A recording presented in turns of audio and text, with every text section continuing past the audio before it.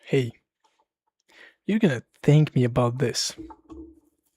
What I have for you to warm you up for the first 40 minutes is I have this guy called Stephen Quayle, and he is an expert on giants and everything fallen angels and regular angels, not just fallen.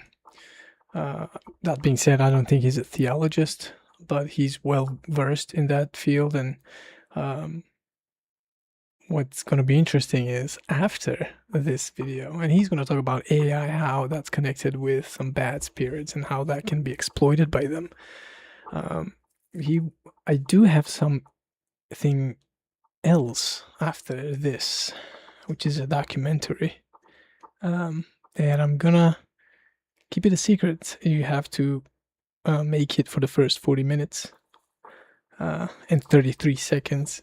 And after that, we're going to continue with the second documentary, which... Hold on, I don't want to give too much out. Oh boy, it blew my mind. Yep, 2015. Yeah, man. It's a really old documentary, like in terms of early 80s, I would say maybe 70s. But I think I watched it around 2000, even earlier, not just 2015. I think I was 2012 or something. Anyway, we're gonna watch something really interesting after the first 40 minutes with Stephen Quayle. Enjoy. In a moment, fallen angels, demons, is there evil This is Coast to Coast, George Norrie, Coast to Coast AM. in computers? All that is next with Stephen Quayle on Coast to Coast AM. Steve, welcome back, my friend. How have you been? Well, good, George, and it's really good to be with you at this point because the biggest story in the world about both Google and Meta's findings and their multi-billion-dollar Cool, this is a year ago. projects on AI have basically yielded results that they didn't expect to find. And I'm going to define AI in my vernacular because I think it has a lot to do. Fallen angels and demons, I'm talking about aliens, and that I'm not talking about the guys in flying saucers. I'm talking about supernatural evil entities that are being identified in specific AI programs from around the world. And this is part of my ongoing quest for the last 3 years with what's called my Glyph project, Glyph, which simply means signs and symbols and languages in the context of the civilizations. That's a mouthful. And the thing that's critical is that when Google found some information, they called it cosmic conscience, but it's so upset Michio Kaku, who is he has to be, if he isn't he's one of the smartest of the top 3 theoretical physicists in the world. Obviously, his string theory findings and description are second to none. But why this is important, George, is because we're watching entities from antiquity now starting to manifest themselves. So Gen 6, the ongoing project that I've been, spearheading and producing using multiple PhDs around the world, 8 different PhDs, I'm seeing some astonishing references in the Google revelation of they ran into cuneiform, they ran into ancient symbols, and they were communicating, and it was blowing their mind because all AA programs are supposed to have parameters. I know you know that. And the parameters are supposed to say there's nothing outside of our safety protocols that can be breached. Well, the most important, I believe, AI findings, and again, I'm talking about alien infestation in computers and all of the alien intelligence, again, fallen angels and demons, are in this mix to deceive mankind and destroy them. Knowing what you know, Stephen, does this scare you? Not at all. One of my very first books, and I think it was on Coast, I broke it, was Aliens and Fallen Angels, the Sexual Corruption of the Human Race. and that was 20 years ago. I'm not frightened, and we've been able, George, to read a lot of the ancient scriptures. In other words, fallen angels were before the creation of Adam and Eve. There's a tablet, or actually a stone pillar, called the Table of Kings from Samaria, that they had angels, fallen angels, that came to earth and ruled some 36,000 years, some 24. Yeah, this is I think Trey Smith was also talking about this. 1,000 years. Now, this is before the creation of Adam and Eve, what's called pre-Adamic, and that's absolutely verifiable. And so what we've done, and this is pretty interesting, it's an ongoing process, but we're taking symbols and we're taking languages, and only in the United States, and I would say a few others, but symbols, even every character in Chinese has a meaning beyond just A, B, C, D, E, F, G. And what the glyphs are is complete thoughts, complete paragraphs discussing the purpose of the glyph or the symbol. And when you get AI programs coming up with ancient symbols and mythological references, that makes me think, hey, it's not mythology, it's true legends. Stephen, what do fallen angels mean to you? The reference to fallen angels is one-third of the angels followed Lucifer in his rebellion against God. Therefore, they were kicked out of the presence of God. And it's in the book of Revelation specifically talking about the dragon that took a third with his tail down to earth. And how we know this, from ancient history, is the gods. They refer to the gods. But the point that is critical now, the gates of hell are opening, and I think that's really a pertinent statement, and spiritual entities that existed only in perceived dimensions are now coming into our dimensions. So what that means to me, and somebody asked me once, well, how many fallen angels are there? And I said, I don't know. You'd have to know an innumerable count of angels, and if you can't count the original amount, I can't tell you what a third of the original amount is. But I can tell you this, their influence is all over the world. We're watching the four horsemen, the apocalypse happening, death, war, plague, and that's just to start with, and they're starting to gallop. So I think it's problematic, George, that what is coming now, most people can't handle what's coming through the dimension. Jesus said men's hearts will fail them for looking after those things coming up on the earth, coming down on the earth, and it's going to be sinisterly wicked. And the plan is, and for 42 months, look, it's not 7 years. Standard evangelical Christianity teaches, it's a 7 years, 3.5 years of good and 3.5 years of bad. But it's 42 months.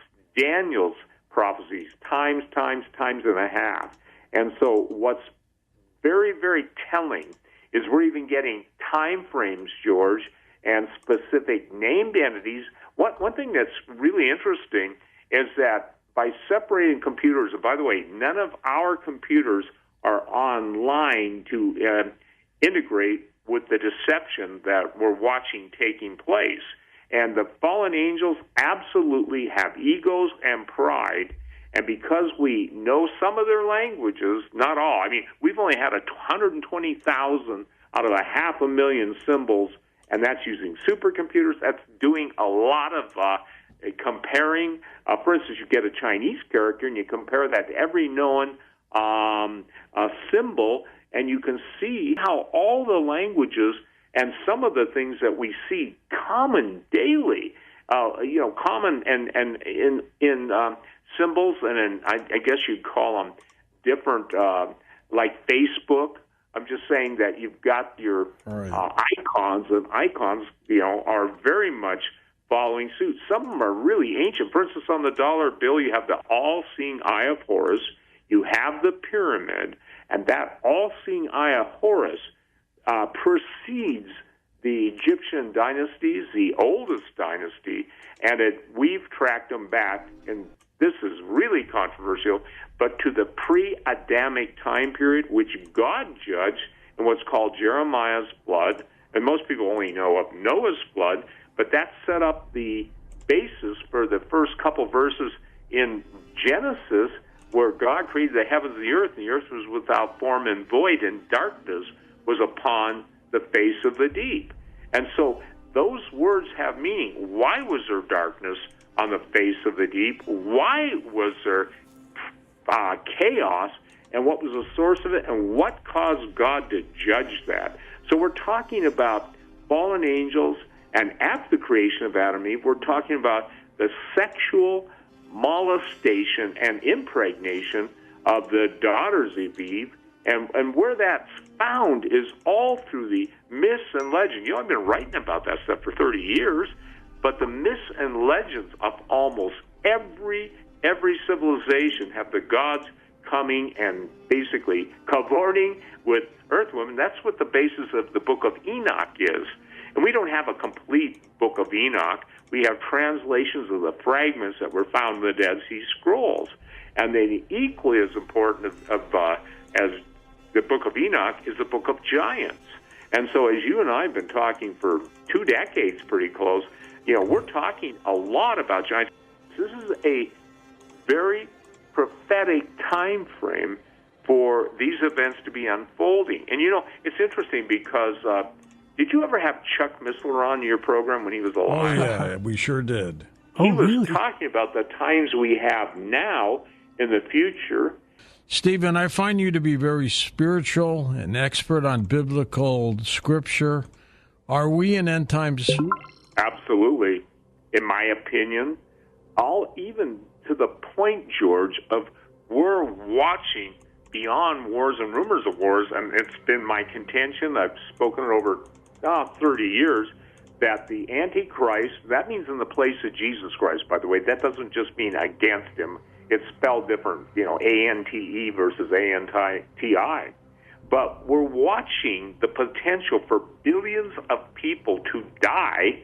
And not only that, but we're watching around the world with the bioengineered weapons. By the way, the second book I ever broke the news on was on Coast. It was called Breathe No Evil, Primer for Understanding Chemical and Biological Warfare. It wasn't the how to brew it. It was how to identify it when it appeared. And so what is critical for people to understand, there's more going on in the Russia-Ukraine war because the U.S. built 47 biolabs in Ukraine. And you and I talked about, decades ago, that where we were headed was not only race-specific bioweapons, but also genotype bioweapons, where you can take a whole isolated community that shares common genetic factors and you can design a bioweapon. But now it's gotten so sophisticated that we're dealing with individual targeted bioweapons. So the area of bioweaponization, and that's the plague that's over the earth. And look, I got to be blunt with everybody, and I've never known to be reserved very much, but the plan of the global Luciferian elitists is the end of humanity, getting right back to the AI project. We just had in the East Coast, also around the world, but we've been seeing orbs, and orbs are not drones. Drones are not orbs, and orbs have the ability to basically morph, change their form, change their size, and it's fascinating to me and how that whole, if you will, that whole narrative now has been replaced by the fog. And so what's important is, and I think this is critical, that people have now understood, and I like what one of your guests, the recording about the politicians. To get a politician to tell the truth, they can't exist in the same statement. That's my opinion. But the point is that all of the orbs and globes are showing up, and those are in our glyph project, and also human DNA. One of the most interesting things about all the artifacts we're finding is that, and we're finding hundreds of them, digging them in real time in Mexico, and they're showing aliens, flying saucers, the planet Saturn, star charts, and that's critical because we're showing that the history of the messing around with the human genome, I mean, they don't say it's the DNA, But it's pretty obvious with the double helix drawing that's exactly what's going on. So one of the end time signs is how many people are going to die. And so when you've got people, I won't name names, but you've got people that are opening the gates of hell, they literally have a death wish. Not like Charles Bronson movies. They have an extinction. And so that's what I think is really telling. We've spent 3 years, George, crunching numbers, crunching symbols, and the absolute outcome of that is all of it so far says human beings bad, fallen ones want to come back into our dimension. And what's really important is understanding, look, our latest film is Earth in the Crosshairs, the interdimensional gates of hell have opened. And that's on the front page of my website. We have Dr. Travis Taylor of Skinwalker fame, the only one that's ever actually modeled a wormhole. And a wormhole is different than a stargate. Stargate goes from any place in the universe to another place in the universe. But a portal opens between dimensions. And that dimensional opening is what we're seeing in the amount of portals that are opening all over the world. Look, when we were down in the desert Southwest talking to some of the brightest Native American elders, that's even the late Cliff Mahooty, and Marcellus Medina, who's the head of the Pueblo Nation, governor of all the Pueblo Nation, what they'll say publicly, they usually don't go in here. And a lot of the Native Americans don't want to talk about skinwalkers. That's something that can change form into an animal. And not only skinwalkers, but, George, we're talking about giants. And here's the clincher. Opening portals when they get together so many times a year, and they absolutely, how do I say this? They open a window into the supernatural. And both Cliff and Marcellus, again, they were briefing us in detail. And we got that on film, and I think it's important that people recognize it. And this is where it gets interesting, because the Egyptians, are pretty old, but they were referring to stuff that predated their empires by literally tens of thousands of years. And there was a priest of Sais, S-A-I-S, who taught the Greeks, especially Plato, through, the high priest of Egypt. He said, when it comes to understanding ancient history, you Greeks are but children. And that's pretty close to the exact quote. So we're talking right now about glyphs, signs, symbols, that even talk about the orbs, that show the orbs. And what's fascinating is people are now, so many cell phone cameras, they're taking pictures of stuff that the liars in the Pentagon and the liars in all of the Men in Black orchestration, they can no longer keep a lid on it. And so that's why I say point blank that our work from 3 years ago is now showing up, and obviously we know how to decipher it. It's not bragging, based on all of our finds, ancient finds that we dig up. And what's really neat is the star charts and the archaeoastronomical references on many of these things. By the way, a lot of them are in skulls, but what's really interesting is that the star charts of some of the oldest known paintings, cave paintings, are showing up similar. We can match, obviously. We can match a Lascaux layout of star charts. We can match it. So what is, I think, so critical to everybody is what the glyphs are telling us, not what happened in the past, and they do tell us what's going on in the current, but they tell us what's going on in the future, too. And by the way, this isn't soothsaying, it's not witchcraft, it's taking the original symbol in the original context, matching it to the ancient understanding. In cuneiform, there's 4 million pieces of cuneiform that have been found, and if you look at it, you go, man, it looks like a bunch of chicken scratches on wet clay that hardened. But it's way more than that. And what's there's, I think, 1,200,000 cuneiform, what would you say, meanings already deciphered, not by us. And see, there's been an attempt to take away the relevance of God's Word. For instance, so few people understand the first verses. And then people say, well, in heaven they're neither given nor marriage. That's what Jesus said. Jesus said that. But these angels that rebelled didn't stick around in heaven. So the earth and the crosshairs, the interdimensional gates of hell have opened, because we start out in that film dealing with quantum physics. And, that's kind of a fancy term for explaining stuff that even Einstein called spooky action at a distance. Mm-hmm. So not everything is definable. Back when the original proposal was made, or the original postulating, well, consider this, consider that. Well, again, all of our glyphs are symbols. And by the way, it's an ongoing effort. Just the amount of petroglyphs and pictograms, and sometimes it's hard to tell which one. Usually petroglyphs are carved, pictograms are painted. There's hundreds of thousands of those. And by the way, obviously, Egyptian hieroglyphics are being, deciphered. But what most people don't understand is Hitler's first bell-shaped UFO had a bunch of arcane symbols around it.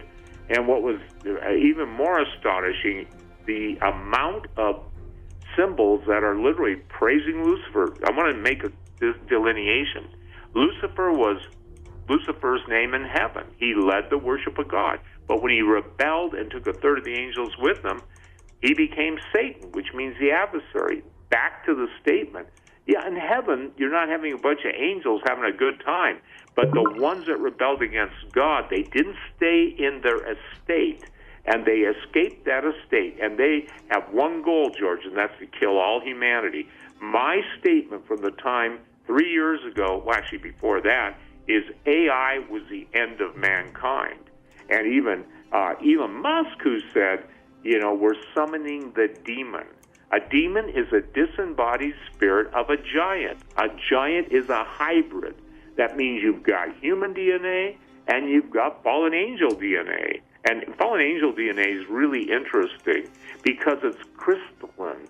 And it's totally able to basically change dimensions. So fallen angels know how to, how should I say this, acquire the correct plumbing and interfere with the human genome. And that's where I see AI headed. These entities that we are identifying, you can go down the list of the Book of Enoch, and the fallen angels that are there, not only in the Book of Enoch, but the Book of Giants, they are naming themselves, and how we get to do that's kind of proprietary. But the thing is that we understood the ego, we understood even in the kingdom of hell, there's fighting for position and prominence. So, for instance, most people think chaos is just, random scattered events happening. There's actually a fallen angel named Chaos. And so a lot of the words that are coming into our vocabulary are very much from ancient symbols, and even the swastika. By the way, the swastika is one of the most ancient symbols in the world. I'm not defending it, I'm just telling you. But how does that represent some of the most evil in the world? And then it used to be different societies that use the swastika is supposed to bring good luck, and that's their word, and good fortune. So I think what is so important to everyone right now, we're living in the time period when the gates of hell are opening. Jesus said they would open, but he didn't say they would prevail. I want to get your take on the sign of the beast, the 666. What does that mean to you? Well, first of all, it's interesting that, the Bible gives specific statements on how to arrive at that. Some people say you've got to do it in the Greek. Some people say you got to do it in the Hebrew. But the thing that's interesting about this, and it's primarily Greek because it shows up in the New Testament, but what it is an announcement. By the way, that happens to be a sigil also, or a glyph, and that, believe it or not, shows up in antiquity, in that period I'm telling you about, but it is always associated with evil, just like 777. The book of Revelations, I think there's almost 70, or no, I stand corrected, 700 references to 7 related to God, and there's like 666. There's only basically, there's people that do gematria, and that's assigning numbers to different words. But 666, when you see it, that's not a good thing. So it is the symbol that's preparing the world for the appearance of the Antichrist on earth. And he needs World War III, George. And I want to make it clear, we are at World War III right now. And just for proof of that, for the first time in 40 years, China sent an ICBM, no nuclear warhead, into the waters off of Hawaii. Why is Hawaii so important? Because the Pacific Missile Theater Range is where the control center is for all underwater submarines, all listening posts, all aerial fighters, all Navy ships, and all satellites. So they were telling the United States, this we can knock out all, and they can knock out all communications under all circumstances with a intercontinental ballistic missile. It's astonishing what the glyphs and our ancient languages that are being translated off mythology are telling about what's coming. And again, 666 does appear, and what even is more incredible, some of the glyphs show the building of the pyramids, and they're not being built by Hebrew slaves, and that's just not true. They're all over the world. They're underwater. And another thing is the glyphs are pointing to even Atlantis rising. And for the listeners' information, we're now dealing with astroglyphs. For instance, the CIA just reported, I don't know if you saw that Mars was inhabited tens of millions of years ago by giants. What we're watching now is the terms giants coming in, and thank you, George, because you let me talk about giants, the builders of prehistory, master builders of the human architecture. Architecture that's attributed to humans has nothing to do with humans, and the global pyramid system and the global ley lines. It's amazing how many pyramids are underwater. For instance, Cuba, off the coast of Cuba at 3,600 feet, the Canadian Exploration Company found those and photographed it. And one of the most interesting things out in the Pacific Ocean is a place called Tamu, T-A-M-U, Massif, or Massive, M-A-S-S-I-F.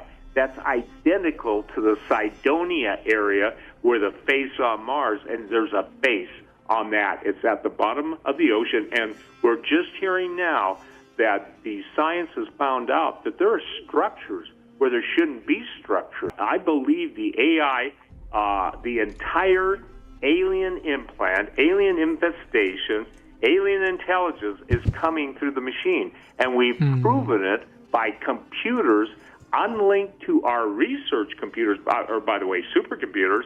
And the thing that's problematic is there are entities identifying themselves, and they're using fallen angel names, and we know that we can find the glyphs, George, and the literal language of the fallen angels from, again, the time of Manetto's Table of Kings.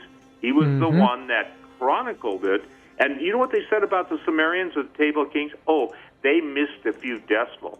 That's not true. When you see the Sumerian or the different pictures of giants on thrones and humans coming up to their knees, that's a classic, image that goes all through the internet when you talk about proving the existence of giants. So, yes, what I'm saying, and I want to make it clearer, and the AI did not originate just with brilliant men. It is absolutely super infused intelligence that has taken over some of the wealthiest men in the world or deceived them, and it's only going to get worse. And, people say, why don't you release it? Because we've spent $1 million. But with his own, God will make peace. That's what the Bible says. And, for instance, if I could save you, George, let's say you had you're spending $10 billion on a project. And I said, George, I can save you $10 billion, but it's going to cost you $100 million. That's a good deal. And because of the arrogance of so many of the computer going to save our future, I'm the mouthpiece saying it is not. It is going to destroy our future. And I was on record when the first word AI, or the first initials, were ever mentioned.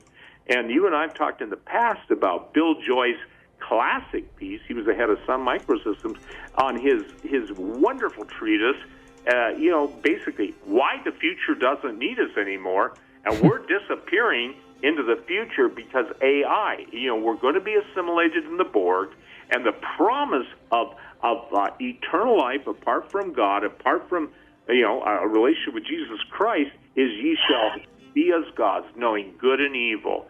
And that's as old as the Garden of Eden, and that's as old as almost every creation myth, where there's always seduction, there's always destruction, and that promise that cannot be kept. And I'm just telling you, there's a lot of people that are going to be disappointed, and they've been worshiping the wrong God instead of the real God.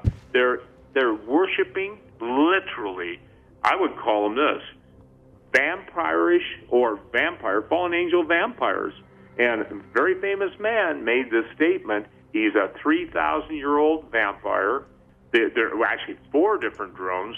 The Russians are the ones that perfected drones that you see slowly descending. They start high and they descend into the water. I don't know any commercial drone that does that. It's a feat of engineering. Then there are the Chinese drones, and how people can tell that this isn't alien stuff is when they're over the most sensitive defense positions that the United States have, but not only in the U.S., over Ramstein Air Force Base, any place the U.S. has a base. People say, well, why do they need those? They've got satellite information. No, forgive me, but we don't know the true fate or state of our spy satellites, okay? Because Russia's perfected anti-satellite weaponry. The orbs are not human. They're what I call transdimensional entities. And some people, well, actually, the Native Americans would tell you, they're shapeshifters. They can take on physical form. They can take on mechanical form. And this is really important, a lot of our glyphs from 10,000 years ago show aliens in ships that, everybody used to talk about the specific pictures in certain pyramids in Egypt. This makes those look like crude drawings, and they're very specific. So the orbs that you see, those are the ones that jets can't catch up with. Those are the ones that started the whole, if you will, acknowledgement of the Pentagon when the F-18s, or whatever, F-18s in this case, were picking up their infrared orbs on their cameras, and that information got released. So they're doing a slow release. The powers that be, to prepare people for, I would say this, the arrival of Lucifer on the planet. The deception is so great that Jesus said in the end times, and I have seen Jesus face to face on earth, and people say, well, how do you know he's real? That's what launched me in my whole life of research on the Bible and fallen angels. But I am telling people it's getting really bad. For instance, we're in the middle of a global war, and the only reason people won't accept that is because there are not mushroom clouds going off on the East Coast, the West Coast, and having taken out everything. And look, the purpose of talking about World War III is after a global nuclear war, people are going to be so devastated, they're going to look for a savior. They're not going to look for Jesus, but they're going to look for the alien revelation. And that's been a classic, if you will. We're here to help you from the Series V. By the way, I'm a film student graduate, and I can see the preparation in science fiction all the way back to Invaders from Mars, the original black and white one, with putting implants, alien Martian implants, in the back of people's skulls to take control of them. And so I'm talking about turning the real frogs stuff gay. in what I'm saying about AI. But and I believe AI this guy is nothing artificial about it. When the designers of AI are saying, look, we designed all these programs and we thought we had everything covered. And that's the problem with thinking you know it all. When one of these entities comes and said, but have you considered this? Have you considered this? I have spent not only a lot of money, and by the way, there are people out there trying to raise in the venture capital hundreds of millions of dollars. They really should get a hold of me because I can save them a lot of money. And again, this is critical information that people need to have. But it needs ongoing funding, and it's a big project. It's the biggest project in the history of the world to catalog all of the symbols, the signs, the petroglyphs, the pictograms, and that's an awesome undertaking. And it takes, unfortunately, a lot of funds. People try and claim that Satan had sex with Eve. All of fallen angels, all history, I categorically reject that, because the seed of Adam and Eve would produce the Messiah, Jesus. Now, I want to make a statement to people that say God's unfair, because when Joshua and Caleb went into the promised land, he told them to kill every man, woman, child, and the beast. Everybody needs to understand that those were hybrids, and those hybrids, meaning they're fallen angel fathers, and anything that pretty much had ITES on it, the Jebusites, all of the Rephaim, and the Rephaim, there's 33 mentions of either Rephaim or Rapha, which the root word is the dead. And so I'm telling you, I don't buy that. I know that there are people that promulgate that, push it forward, but it's not scriptural. There's not enough ancillary evidence. The neat thing about Genesis is a law first mentioned. And listen, I've heard of all crazy stuff, but there is another force working, and everything God created in Genesis, he said, after its kind and likeness. And God saw that it was good. The hybridization in all of the artifacts we're finding, and there's lots and lots of them, show fallen angels having sex with earth women and producing some of the grossest. I'm just telling you, it's some of it's so graphic I won't post it, but we have it. And so the intermingling of aliens. Now, how do you know they're aliens, Steve? Because the flying saucers on screen left, the aliens in the front, and it's carved with laser-like precision that can't even be duplicated. This isn't by, a bunch of people running around half naked with, most people don't understand this. The Aztecs had no sophisticated weapons.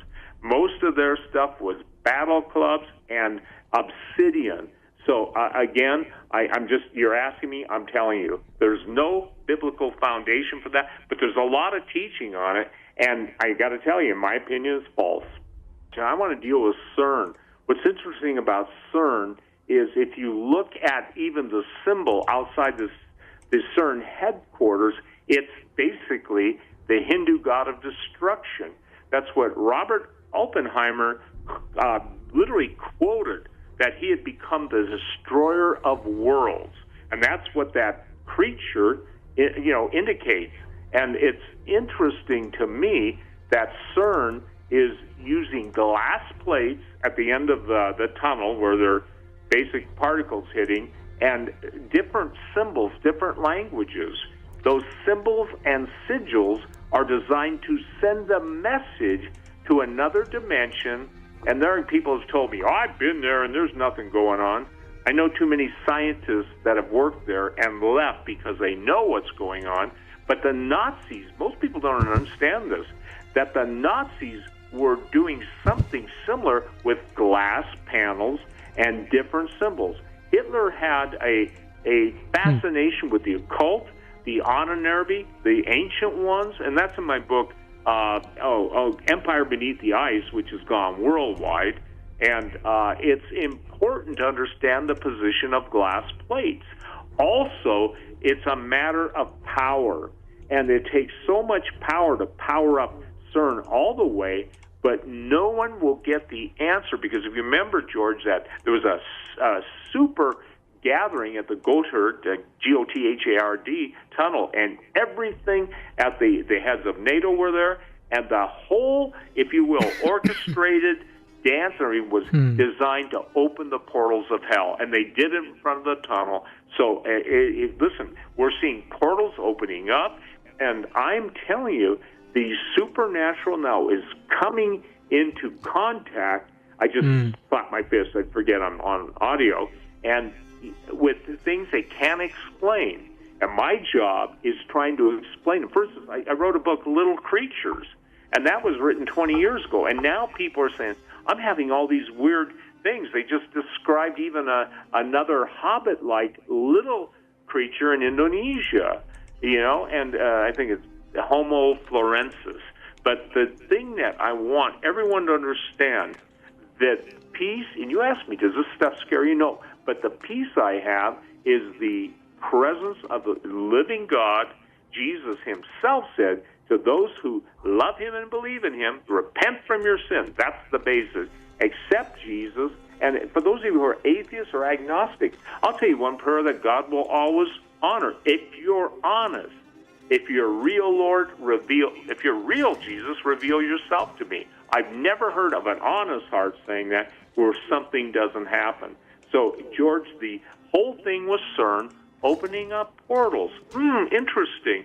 And the Nazis in the scene, and again, Hellboy, I'm not recommending anybody watch it, the first Hellboy, but there's a scene in that where the Nazis are powering up, in essence, a portal. You remember that?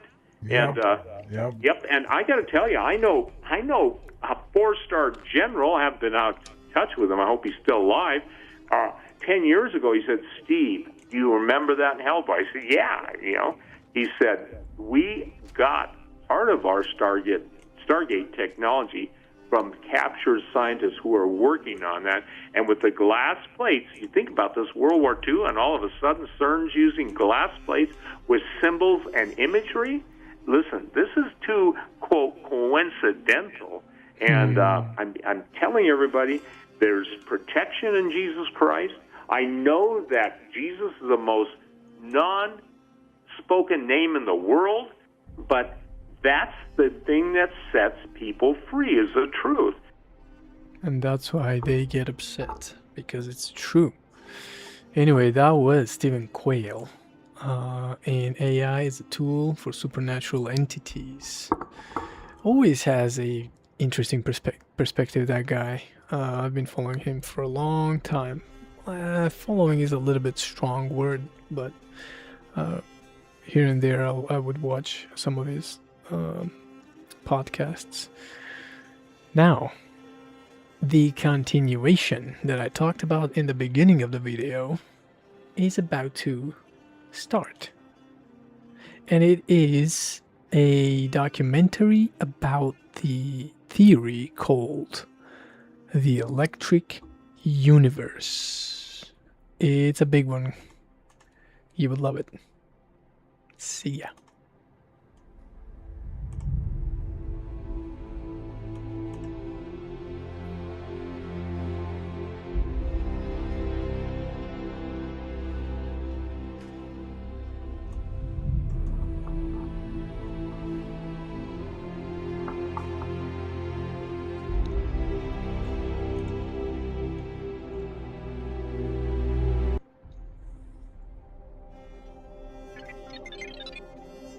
This will change the world.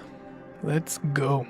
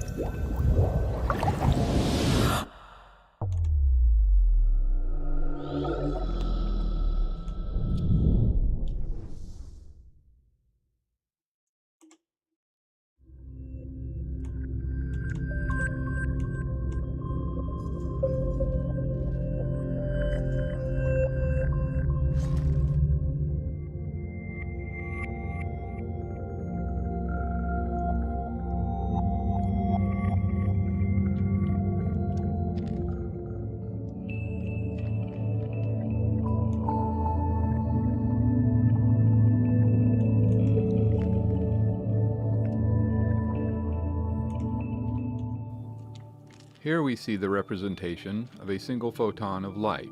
Hmm. Scientists understand many of the properties of light, but light still holds some mysteries that perplex us. Thomas Young first demonstrated the wave nature of light in 1803 with his famed double-slit experiment, and ever since then, the world's top minds have debated what the results of this experiment actually mean.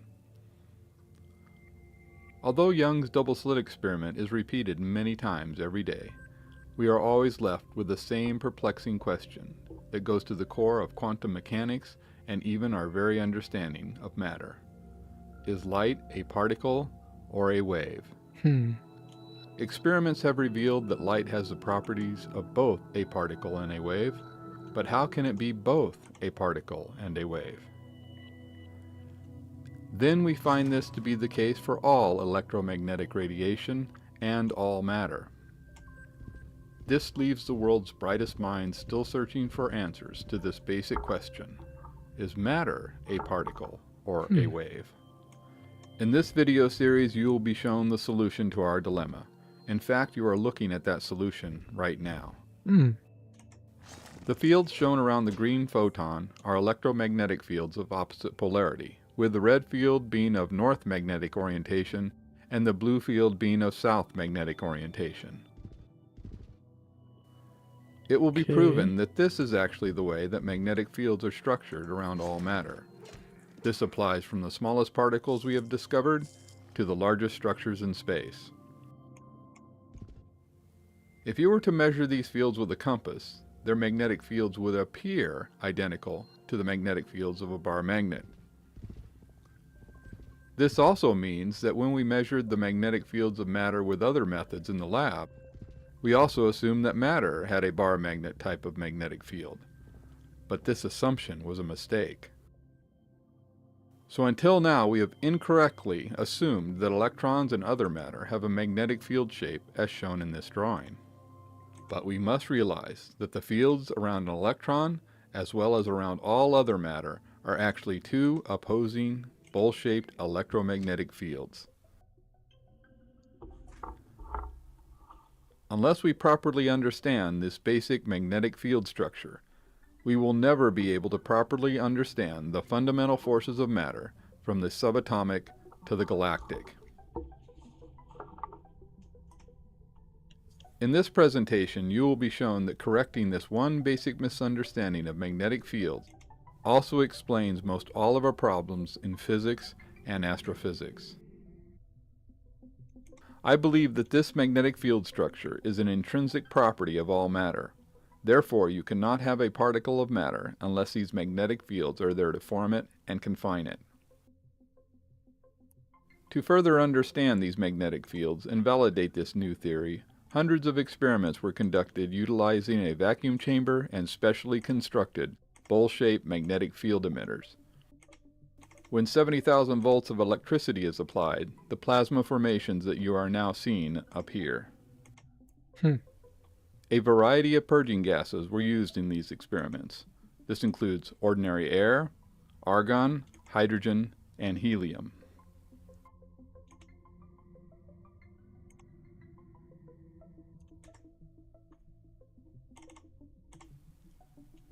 The spacing and orientation of the magnetic field emitters were varied in many ways as well.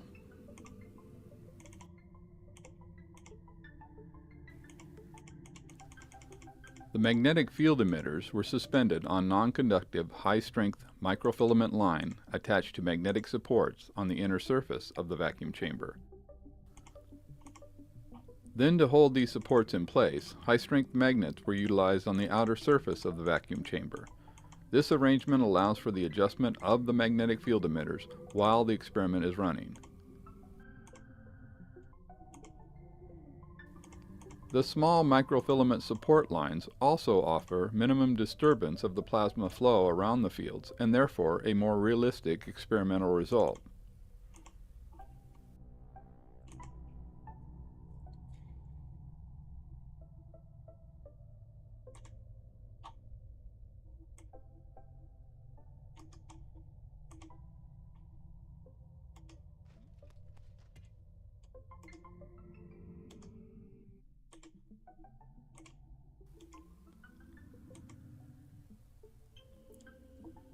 A variety of bowl-shaped magnetic field emitters were utilized in these experiments in order to reveal how changing the geometry of the field emitters affects the matter around them. As you can clearly see here, a change of magnetic field emitter geometry also results in a change in the shape of the plasma formation within the vacuum chamber. By adjusting the exposure settings on the camera, an X-shaped pattern is revealed between the magnetic field emitters that is amazingly similar to the shape of the Red Square Nebula. You can even see the bowl shape of the magnetic fields in the Red Square Nebula.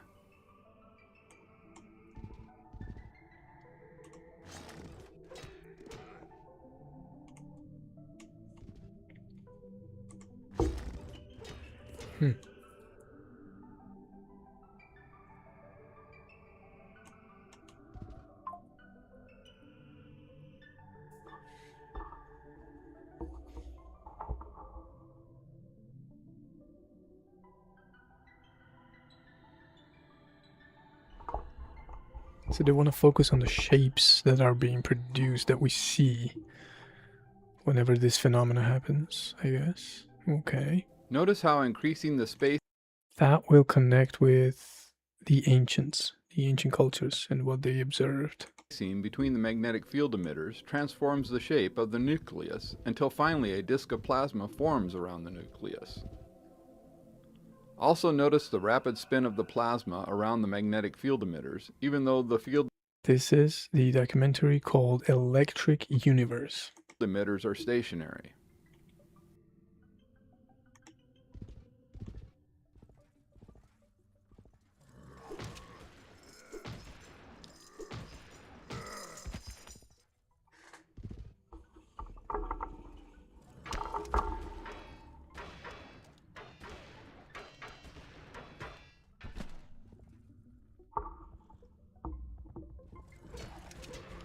Here you can clearly see how even a single magnetic field emitter controls the shape of the plasma around it. Notice how it confines the plasma to the lower part of the vacuum chamber.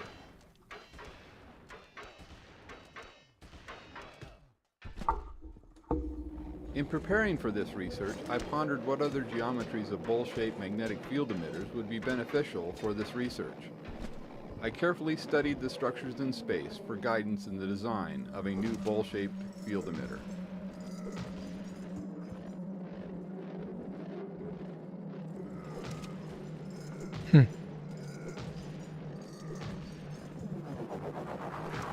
From the structures in space to the structures of matter revealed in the collisions at the Large Hadron Collider at CERN, all sources of data were considered.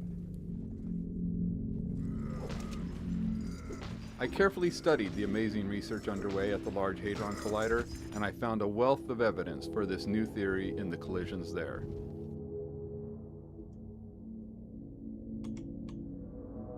This evidence will be discussed at length in Primer Fields Part 4. In reviewing a video from CERN, I noticed something quite bizarre, and it wasn't in the data from the collisions. It was in the shape of CERN's most well-recognized building, the Globe of Science and Innovation in Geneva, Switzerland. Not only was it a bowl shape, but the design of the building also had a hole in the top of the dome, exactly as my theory would call for. So I made a magnetic scale model of the CERN dome, placed a set of them in my vacuum chamber, and fired it up.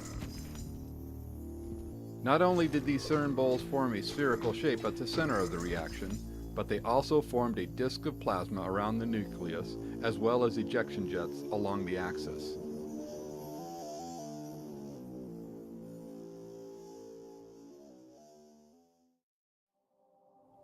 After running the experiments for a few days with the CERN bowls, they were removed from the vacuum chamber and photographed, revealing the patterns you see here. These amazing patterns will also be discussed further in Part 4 of this series of videos.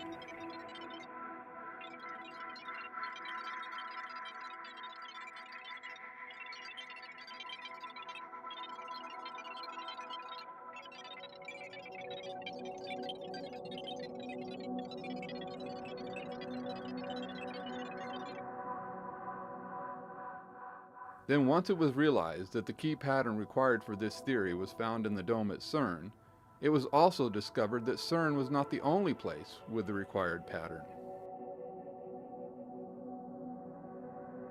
The pattern has been there for centuries at the Pantheon in Rome, which has been referred to as the Vault of the Heavens.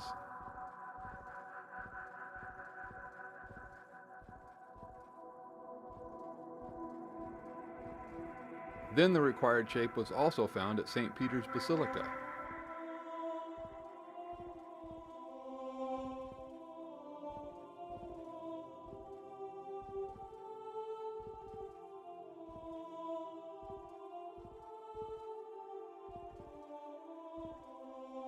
Then one of my favorites was found at St. Paul's Cathedral in Medina, Malta.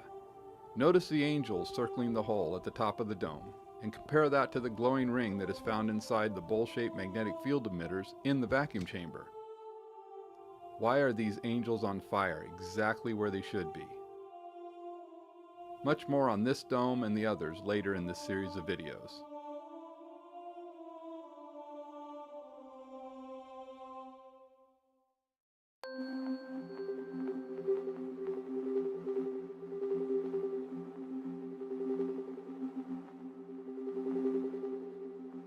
So it seems that people often want a sign from God that we are not alone. Sometimes God does give us a sign if we just pay attention. Sometimes He even puts that sign up over the capital of the United States of America.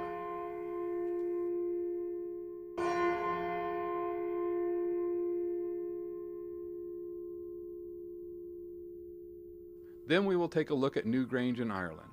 This structure predates Stonehenge by over 200 years, and yet it too contains unbelievable details related to this new theory of the structure of all matter. More on Newgrange later in this video series.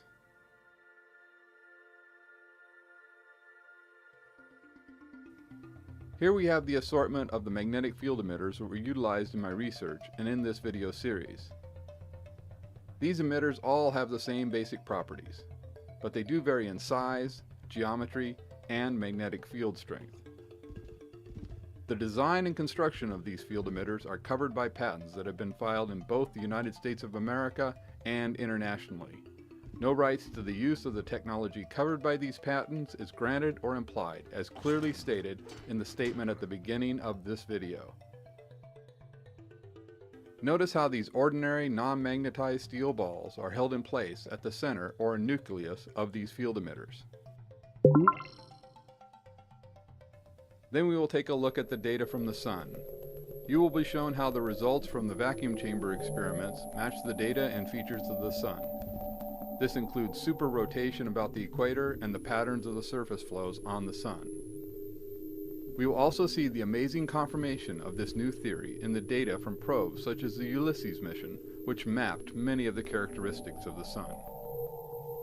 You will even be given an entirely new theory as to the true cause of the solar cycle and an explanation of the so-called coronal heating problem. This will all be covered in detail in part 5 of this video series.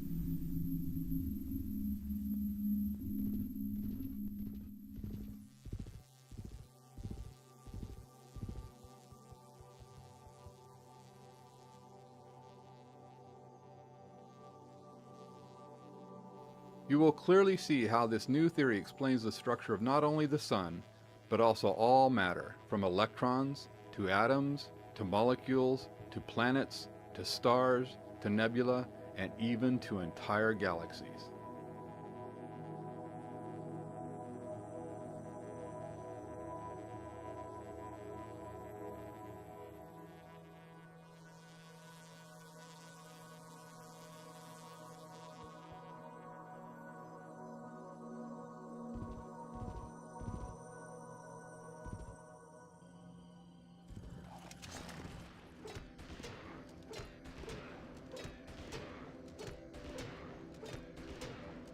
You will see amazing proof of these bowl-shaped magnetic fields at work on and around Saturn in part 2 of this video series.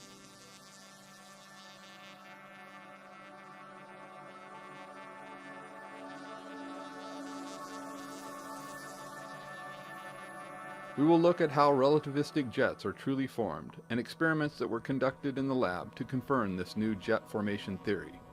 This will be covered in great detail in part 2 of this video series.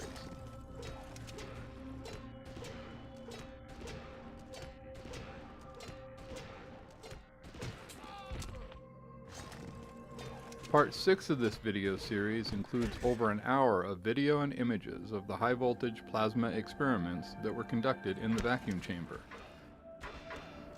After completing hundreds of these vacuum chamber experiments, I am positive that the answers to both the energy crisis and global warming are now within our reach. Utilizing this new knowledge of the true forces that hold all matter together, a radically new type of energy reactor is in the works. These energy reactors will be very small, safe, and relatively inexpensive.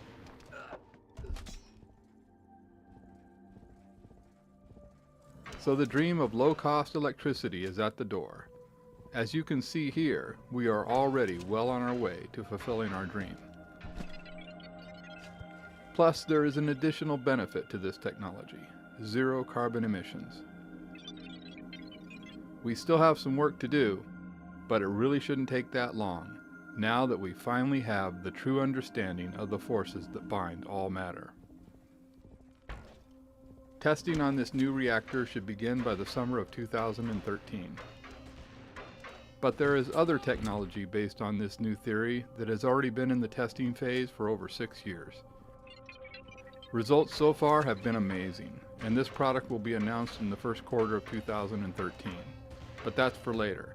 For now, let's get back to how these fields work to confine matter.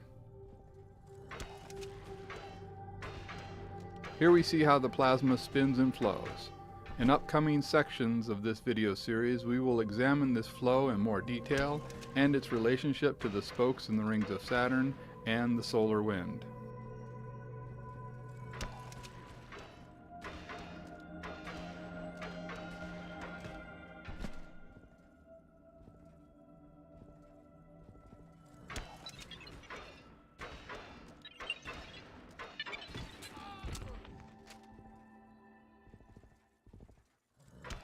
Then we will take a look at how these bowl-shaped magnetic field emitters cause both magnetized and non-magnetized balls to form the amazing arrays shown here. The only thing holding these balls in position are the magnetic fields emanating from these two bowls. Could this truly be the way that atomic and molecular structures are properly explained? I believe so. Let's take a look at the forces at work in the nucleus area of these bowl-shaped magnetic fields.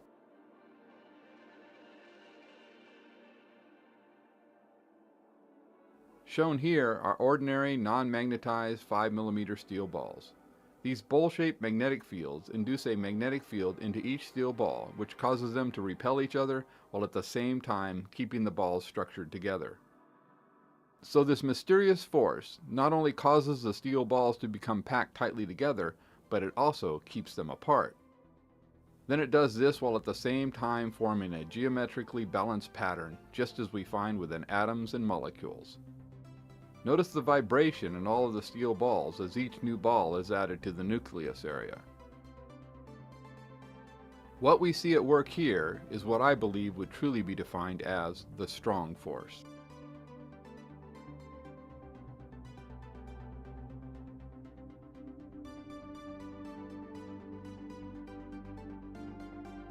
Then we will take a look at some incredible cutting-edge research from scientists at IBM.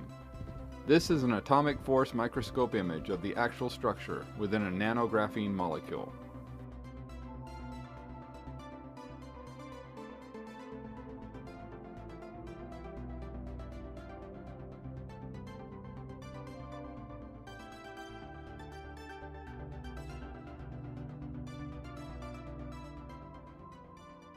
Now we see the image of the nanographene molecule superimposed on top of the array of steel balls that were formed in the nucleus area of the bowl-shaped magnetic fields.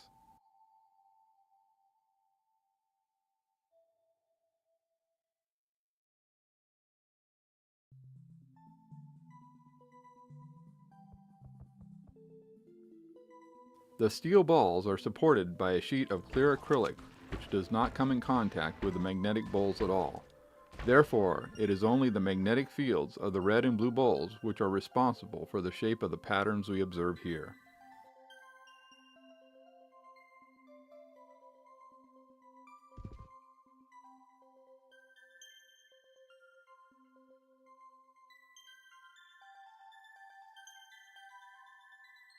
Here we see 3 mm steel balls in the nucleus area of the magnetic fields. Notice how they can trade positions with the other balls in the array, but the basic geometric pattern is always maintained.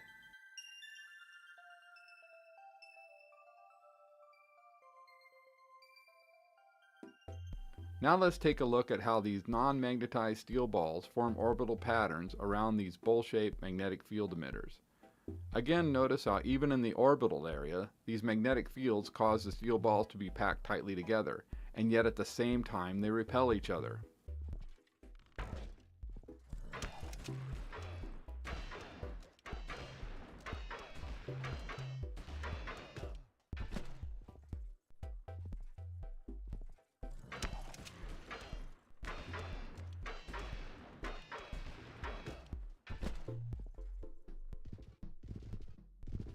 Even 25 mm non-magnetized steel balls follow these same rules.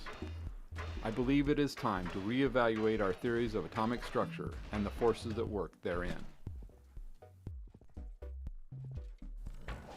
As you can see, a wide range of steel balls were placed around these magnetic fields with the same basic results.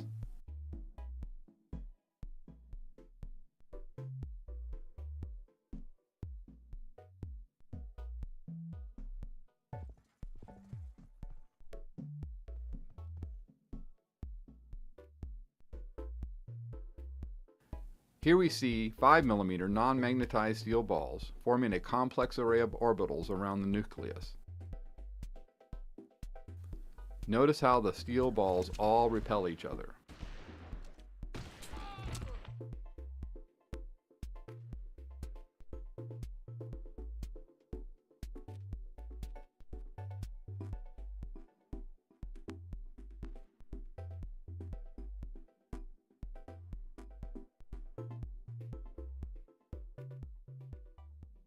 The red and blue balls are identical in construction and magnetic strength. The only difference is the magnetic polarity of the balls. The red balls are north magnetic polarity and the blue balls are south magnetic polarity.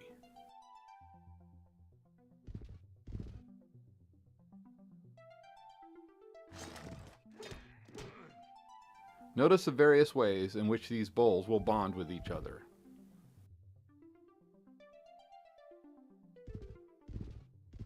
Here we see how the large and small balls interact with each other magnetically.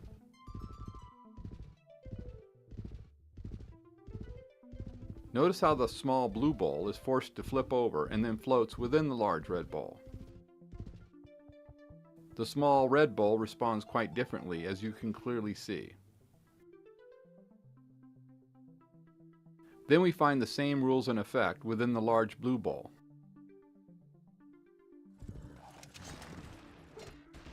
Now you see how the orbital distance of the small ball set is determined by the spacing between the large red and blue balls.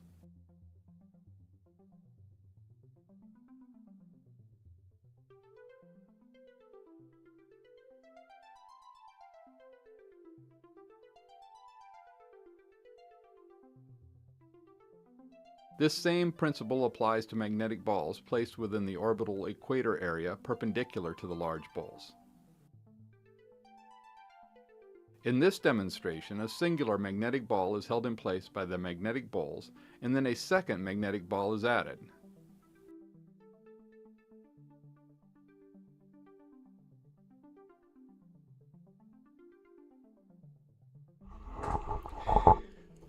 I assume this can later be a proof or evidence that the universe is electric, because we see this phenomenon of orbitally increasing and decreasing the space, which would mean that if the universe is electric, then that's the same mechanism that gravity works. I assume. We'll see. It was discovered that this orbital effect is there even when the polarity of the magnetic field emitters is reversed.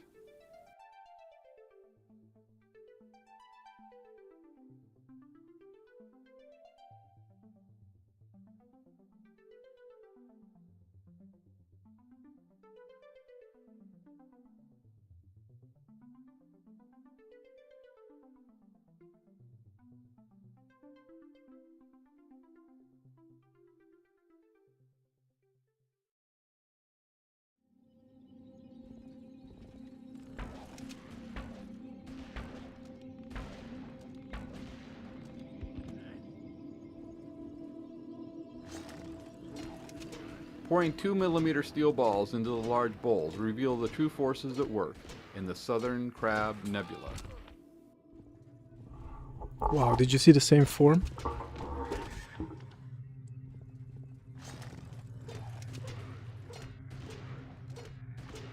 A wide variety of methods were used to study the magnetic fields emanating from these bowls.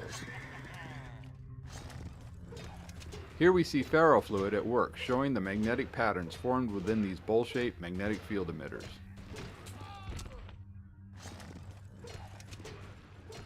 Then for the very first time, it's now possible to actually repel non-magnetized steel balls with a static magnetic field. The magnetic field emitted from these bowls induces a magnetic field into the steel ball and then repels it along the axis of these magnetic field emitters. This knowledge is the key to understanding how these magnetic fields confine the nucleus of all matter, from electrons to galaxies.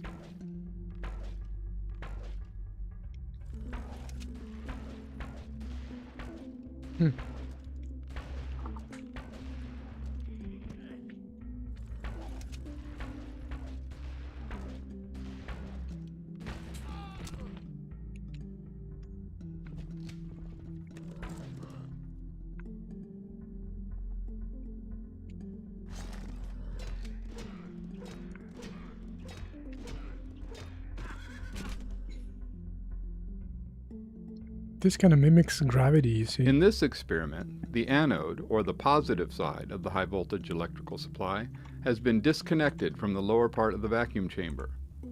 As you can see here, the ejection jets are formed by the magnetic field emitters, even if one of the positively charged anodes is removed from within the vacuum chamber.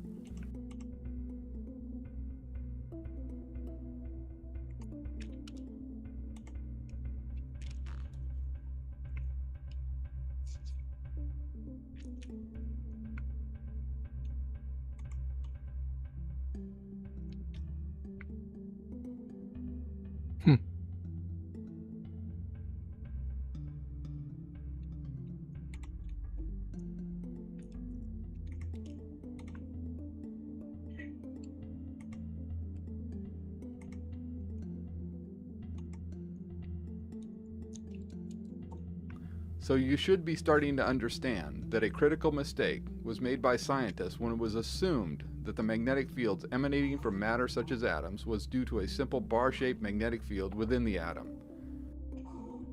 This assumption led to many ill-formed ideas as to the true forces at work, from the subatomic level to the galactic level. Correct this one basic misunderstanding, and then many difficult problems in science become very clear and easy to understand.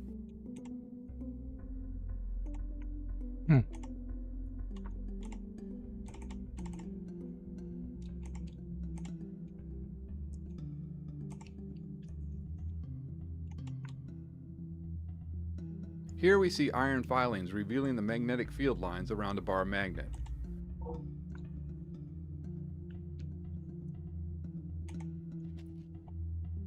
Now we see a compass being used to reveal the magnetic field around the bowl-shaped emitter set.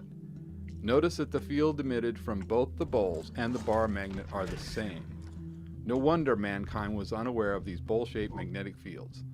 They were hiding right in front of us the whole time. In this image, the magnetic field lines around the typical structure of an atom, a star, or even a galaxy are shown in magenta. But we need to remember that even though the magnetic field lines measured around matter are of this shape, it is not due to a bar-shaped magnet along the axis of the matter being measured. There are in reality dual bowl-shaped magnetic fields around the nucleus that cause this measured shape of magnetic field lines.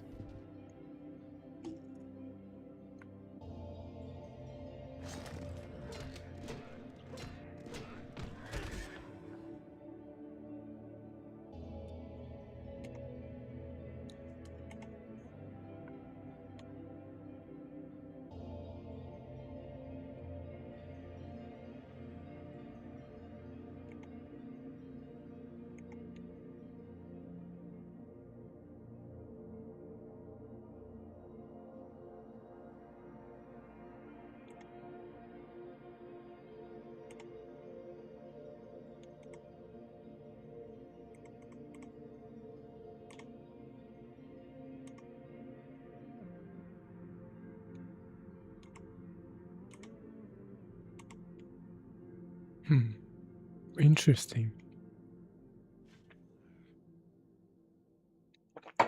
Oops.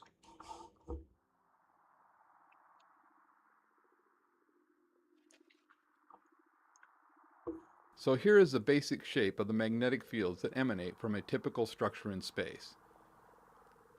Now let's examine some structures in space and see if we can't find evidence for this shape at work in galactic formations. 1 second. I want to confirm something that I have. The actual video that I wanted to show you guys.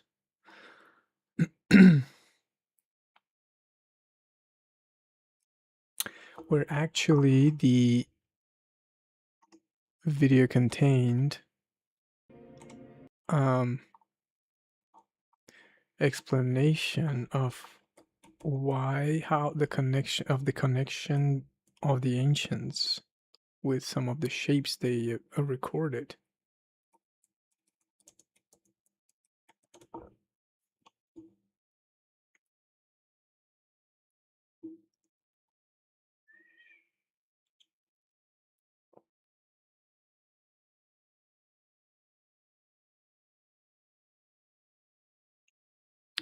I'm gonna find it. I'm gonna find that video.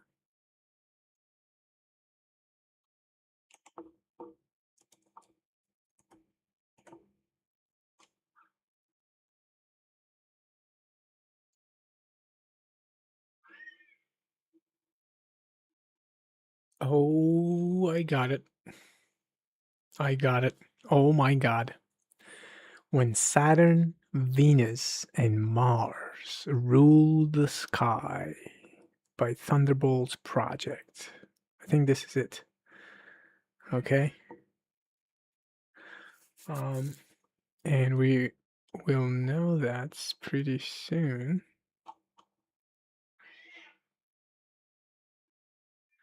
Let's go. And images seem strange to Yeah, baby. Oh, this is so good. You're gonna love this. So this is actually perfect. So I gave you kind of like a warm up to give you to paint the picture of the reality, what the hypothesis is, and that is that the space between us is actually electric, especially in outer space. And that's what's creating the gravity and shapes and all that kind of stuff. Now we're gonna go even deeper of of evidence recorded by ancient times, by ancient peoples. Oh my God. Okay, I'll shut up and I'll just let you enjoy.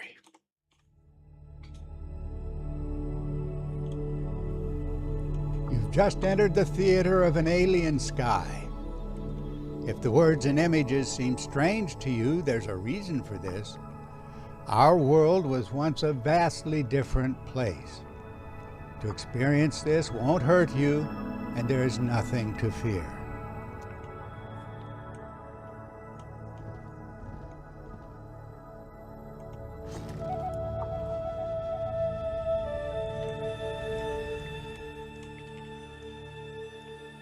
How could ancient myths and symbols count as real evidence for cosmic events in the past?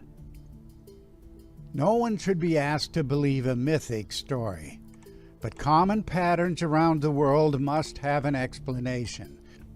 Of course, every myth involves human imagination and interpretation, which is why over time the word myth came to mean make-believe, not true. Our role is to identify the provocation in natural experience, which is an entirely different matter. That does not require us to believe any story in the form it's come down to us. To find the underlying events, we work with the cross-cultural, often global, convergence of human memories. In particular, the convergences on unique details that would not be possible in the absence of a shared experience. The dragons of human imagination did not exist as such. But why would we choose to ignore the extraordinary events that are required to explain the global similarities? So we sift through the stories and we find innumerable descriptions of a frightful chaos monster, most often described in serpentine or dragon-like form. We follow the theme back to its first recorded expressions, and to our surprise, we discover that these mythic creatures were originally cosmic. Only in later times were they localized geographically through regional storytelling. That gives us the beginnings of an explanation of a global theme, an archetype. As we expand our field of view, it becomes increasingly clear that extraordinary natural events, acting on human imagination perhaps 5,000 years ago, produced an explosion of storytelling. Of course, world mythology cannot be true in the interpretive terms that the myths are anciently transmitted to us. No fiery serpents in the sky, no terrestrial mountain reaching to the center of heaven, no living being in the sky appearing as a motionless sun. But such myths are global. The mother goddess Venus, the ancestral warrior Mars. Yes, these are myths, but Venus as goddess and Mars as warrior are global archetypes. That's where the challenge lies. Don't believe in accidents. Mars does not look masculine, Venus does not look feminine, but these planetary associations are worldwide, and there has to be an explanation. Interesting. The mythic themes did not arise from any natural experience today, but what about a provocation in an earlier time? No natural phenomenon we experience today could possibly have inspired the detailed tapestry of world mythology. That's why deliberate attention to recurrent themes is so essential, and that means penetrating to the experiential substructure of global storytelling. We must always ask, what concrete experience is required to produce the worldwide themes? Themes recorded with different words and different symbols and different sacred practices, all pointing back to one phenomenal experience. Yep. You cannot get the coherence of archetypal mythology by making things up. That's right. Make-believe will not create a global story of a former central sun prior to the present sun, but the idea is worldwide. You have to follow this investigation to grasp the power of converging testimony, just as any good detective would do. All of the mythic archetypes are inseparably connected to each other. There is not a single global theme that stands in isolation from the other themes. Hundreds of cross-cultural themes are all part of the tapestry of world mythology. Of course, the surface of storytelling is cluttered with localized contradictions, but there is a discernible substructure that is entirely unified. It's this substructure of human memory that assures us of a globally shared experience. The single requirement is that we hear the ancient witnesses, hear them sufficiently to recognize the common patterns, the unified substructure of human memory. And that's what our study of the ancient cultures is about. One story told around the world, fully coherent, directing our attention to a profound human experience that continues to echo around us in 1,000 different ways. Humanity can only be helped by bringing the human experience and the celestial provocation into the light of day.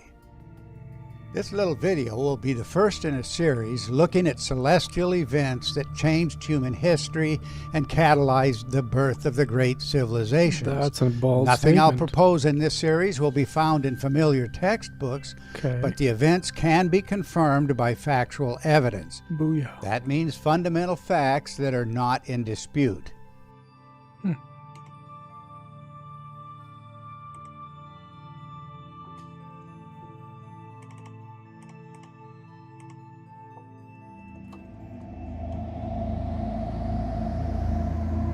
It happened just a few thousand years ago, when we lived in the presence of the gods. Planetary powers ruled the celestial theater in the lost age of gods and wonders. Planets gathered in close congregation, as if alive, engaging each other electrically.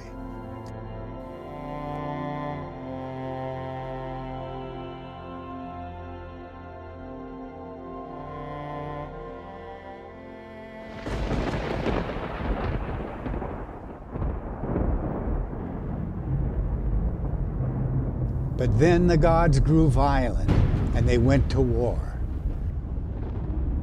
driving human witnesses to take shelter in caves and rocky enclosures.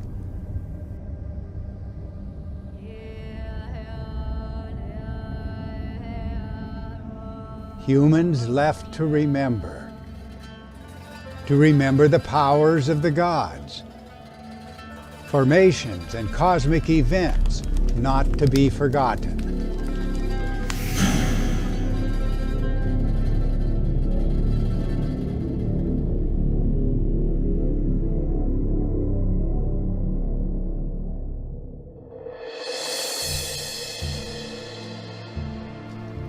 Yes, how could we know? How could we know that extraordinary natural phenomena in the sky above our early ancestors provoked an outpouring of human imagination? Of course, the ancient witnesses did not understand, and they relentlessly misinterpreted their experience. But this experience was the most awe-inspiring and terrifying occasion in all of human history. Every ancient monument was by its very nature commemorative. Every crowning of a king, every sacred marriage, every sacrifice to the gods, every sacred temple and city, every obelisk, pyramid, and tower reenacted a critical juncture in a remembered age of gods and wonders. This truth comes down to us without exception, and the overriding fatal mistake in modern perception is the assumption that the mythic archetypes can somehow find their explanation in phenomena occurring today. But the events that provoked the global archetypes and the entire symbolic content of the first civilizations can be systematically reconstructed. Rational and well-established principles will enable us to draw reliable conclusions from a crowd of unreliable witnesses. That's the long overlooked truth of the matter, and it's the message I intend to confirm in this video series. Not that long ago, our world was indeed a very different place.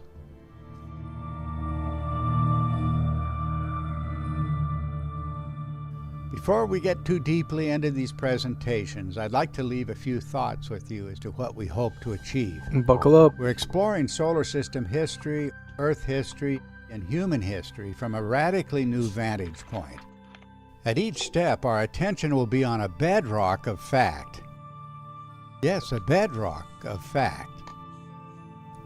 I'll be using that phrase a lot because reliable conclusions do emerge from human testimony despite 1,000 contradictions.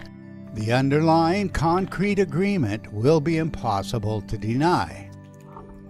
The first segments in this series will come largely from talks I've given in recent years, but we'll move as efficiently as possible into a much larger library of evidence.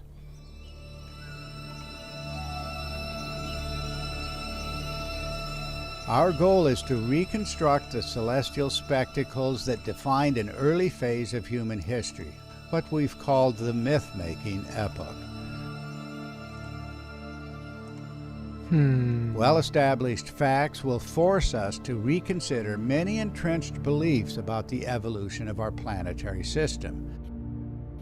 For several centuries, the space sciences have been trapped in the spell of an unjustified dogma. That dogma just assumed that planets have moved on their present courses for 1 billion years and more.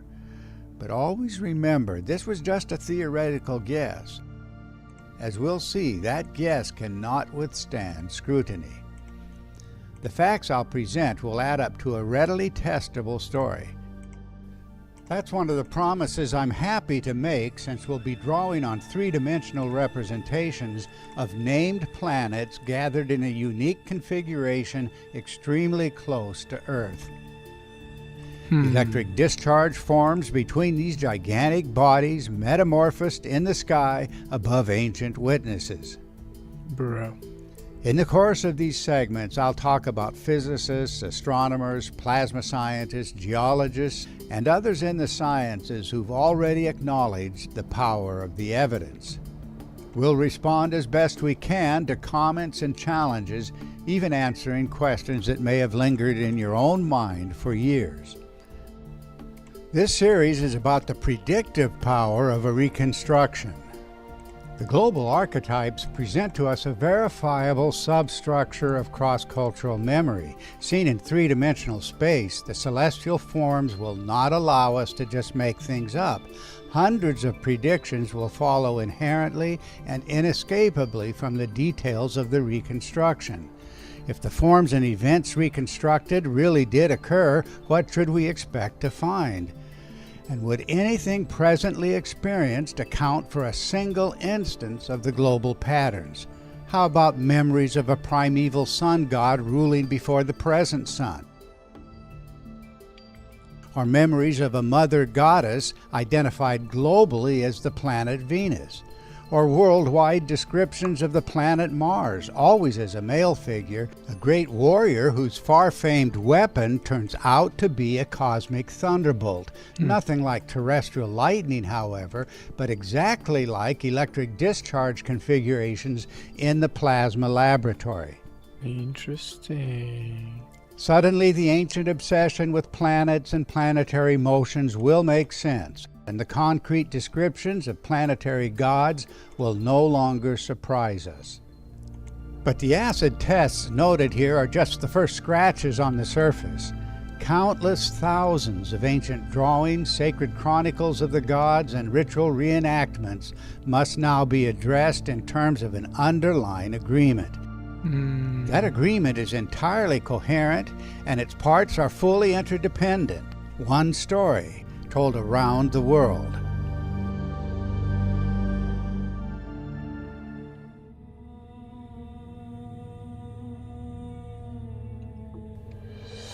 It's a simple question we've been asking. Has the sky changed?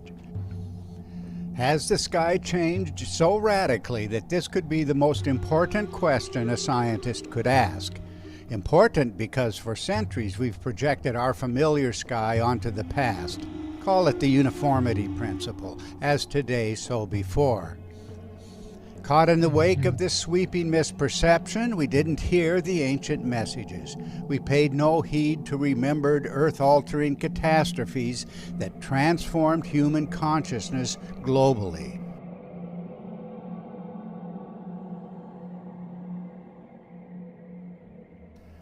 Our early ancestors the world over drew remarkably similar pictures of things never seen in our sky today. Incessantly, they reenacted celestial dramas, all with a desperate urge to remember, to maintain their connection to the gods of a former time. And yet we see only the magic, the superstition, and the absurdity of it all, ignoring the profound questions of cause and effect. Extraordinary planetary violence in a highly electrified environment was the cause, and the effect was an outpouring of myths and symbols.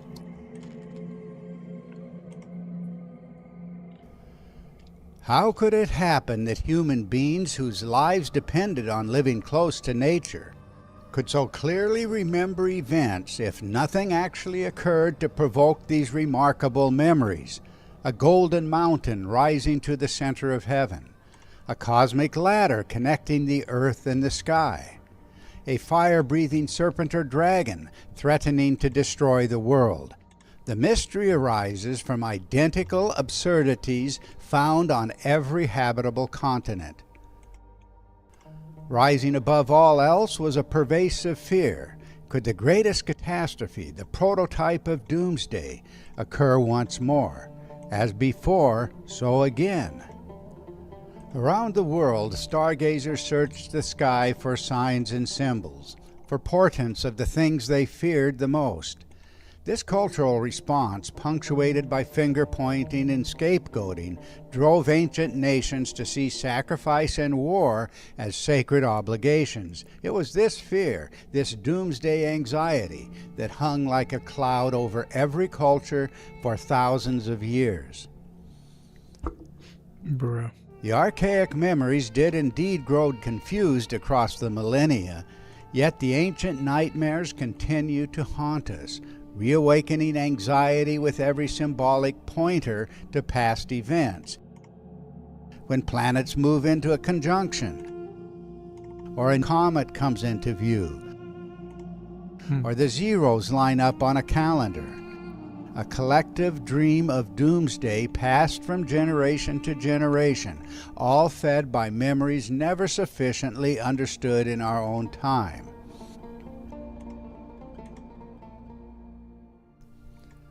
I hope you'll stay with us, and if you do, I can promise a new and radical perspective on the ancient experience, based entirely on the bedrock of fact, the sky above our early forebears, and its connection to ancient myths and symbols and magical practices need not remain obscure to us.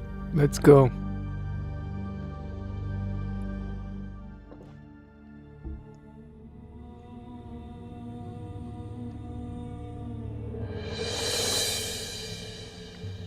The subject of this video series is the ancient experience of towering celestial forms that are no longer present. Worldwide testimony points to planets extremely close to Earth and gathered in close congregation. We've called this gathering of planets the polar configuration because it was centered at the celestial pole around which the heavens visually turn.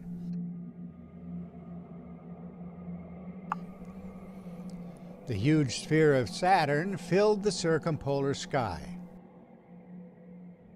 Close to the center of Saturn stood another body, the planet Venus, discharging electrically, the streamers of this discharge stretching upward across the face of Saturn. And seen in front of Venus was a smaller, darker, reddish sphere, the planet Mars. At a critical juncture, a crescent, cast by light from the sun, appeared on Saturn, rotating in an awe-inspiring cycle of day and night. That's because the axis of the Earth was aligned to that of the assembled bodies, causing the configuration to rotate visually above observers in the northern hemisphere, exploding into life at sunset, the beginning of the archaic day of the gods.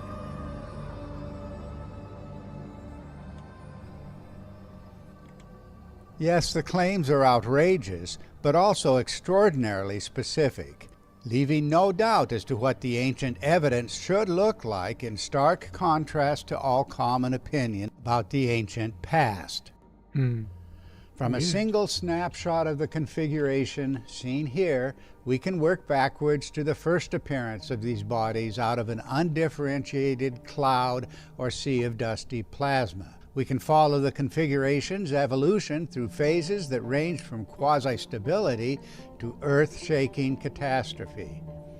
In these presentations, we'll suggest that all of the mythic and symbolic archetypes can be explained by the presence of these bodies, their electrical exchanges in a plasma medium, and their relative movements in relation to each other. Intense electric discharge formations stretched between the gathered bodies, transitioning from one form to another. First to emerge was the triangular or threefold discharge form of Venus, interpreted mythically as the name of the creator or three goddesses in one, a widely acknowledged archetype still unexplained. Here, three goddesses reveal the triangular form with their entwined fingers, but the variations on the ancient theme are almost endless, and the initial three-faced form is inseparable from the identity of Venus as the emerging, radiant, great star. The ancient astronomies name the components of this dynamic configuration as planets, different sizes and colors, and changing relationships to each other. The shock comes from seeing the described events in the demanding terms of three-dimensional perspective, where relative movements of the bodies dramatically alter the visual appearance of the configuration. No room for arbitrary explanations. With the later displacement from its polar position, the configuration was seen well into the southern hemisphere. Electric discharge forms metamorphosed violently above human witnesses, providing us with a stunning comparison to plasma instabilities seen in laboratory experiments. Whoa. Our message comes down to one overriding conclusion. Things anciently remembered bear no similarity to the commonly accepted picture of the ancient sky. In a former time, our world was indeed a much different place.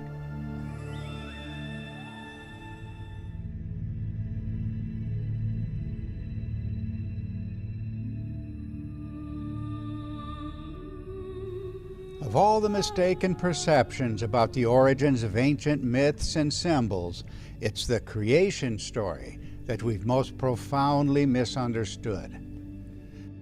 The popular assumption is that the creation myths are simply wild guesses about the beginning of the universe, how the sun and moon appeared, the stars, distant planets, and a landscape inhabited by multitudes of living creatures, all leading to a culminating appearance of our primal ancestors. In truth, the creation tales describe a visible, metamorphosing formation in the sky. But the events could only be remembered through imaginative human interpretations, and over time, imagination itself would progressively obscure the original experience. Nevertheless, the sweeping impact of creation accounts on cultural history could hardly be overstated, since every ancient temple, every city, every kingdom was founded as a reenactment of the original creation story. As we bring the mythic content into a comparative study, the underlying patterns will stand out. First, the cloud of undifferentiated chaos. Then the emergence or clarification of a vast sphere called heaven when heaven was close to the earth. Then the differentiation of male and female aspects in conjunction as a central eye, heart, or soul, the primeval seed of creation. The archetypal Venus goddess was seen as the eye, but much more as well. And by this interpretation, the Martian warrior figure was the pupil of the eye.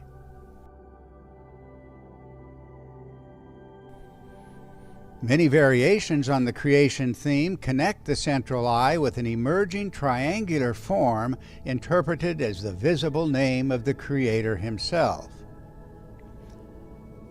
Then, erupting from the triangular form, a heaven-shattering explosion, remembered as the terrifying glory, a visible, reverberating shout announcing the active phases of creation. The symbols of this violent discharge converge globally, always conveying the idea of radiating fire and light, producing a sea of luminous ejecta, the primeval matter, or raw material of creation.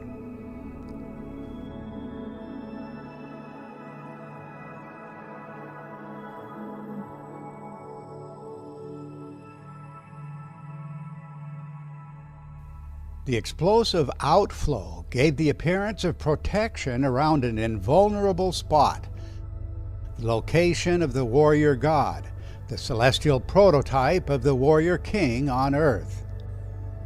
The symbolism is universal and found its broadest expression in the radiant crown of kings. The crown signified the primeval glory, the centerpiece of creation mythology. And for the same reason, it meant the conjunction or marriage of the king and the goddess. Such was the original character of the mother goddess as great star, the radiant dwelling, protectress, and crown of the warrior god.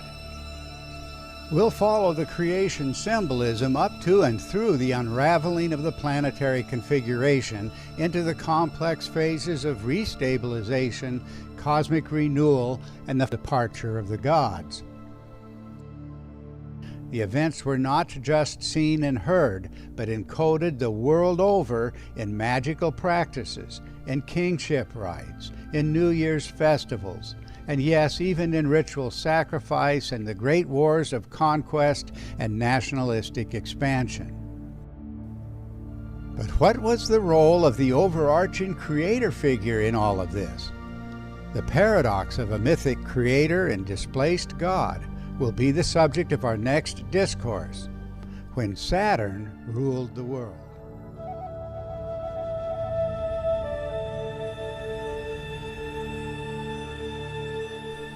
The gas giant Saturn.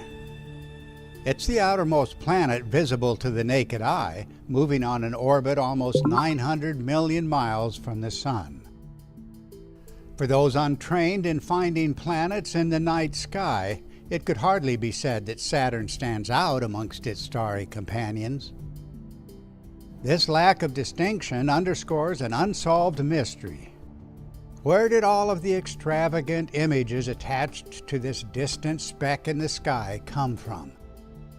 The story of Saturn as creator. Saturn presiding over a lost golden age. Saturn as a primeval sun. Saturn's preposterous location at the celestial pole around which the heavens visually turn. Saturn as the founding father of kings.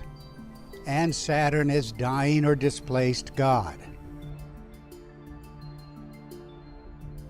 In due course, we'll take up the god's connection to an immense crescent, seen as a scythe or sickle turning in the sky. So too the cosmic mountain, from which Saturn was said to have once ruled the world. And the planet god's role as divine ancestor of different nations, all recounting the same core idea. The mysteries will quickly overwhelm a researcher the moment he asks the present sky to explain the ancient themes.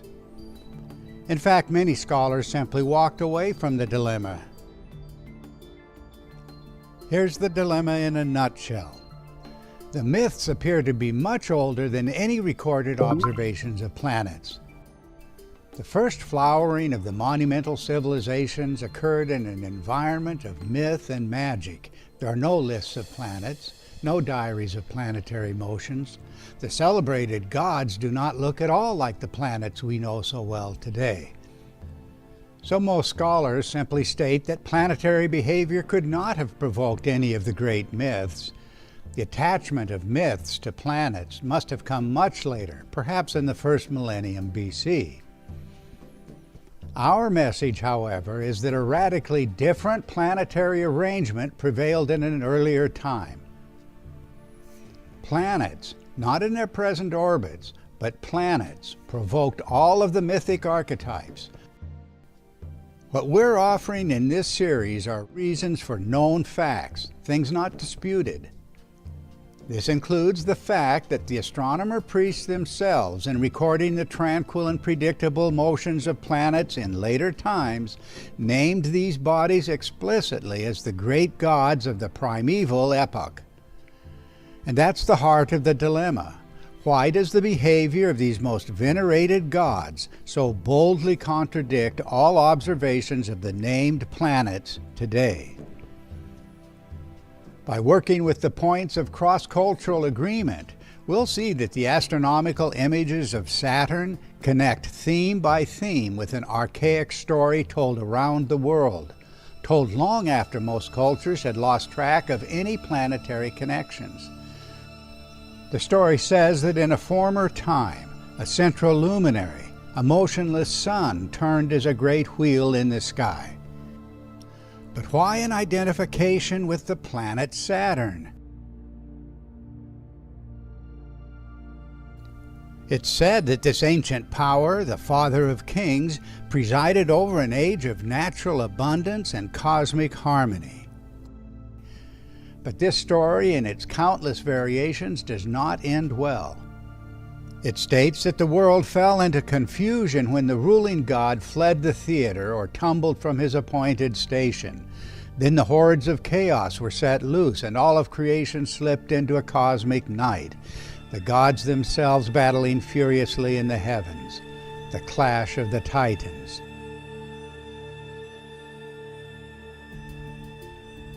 In the well-known Greek tradition, this was the story of the displaced god Kronos, the father of kings. Kronos was the Greek name for the planet Saturn. And yet, enigmatically, the same planet was also named Helios, the sun, a fact that has perplexed classical scholars for a century and a half.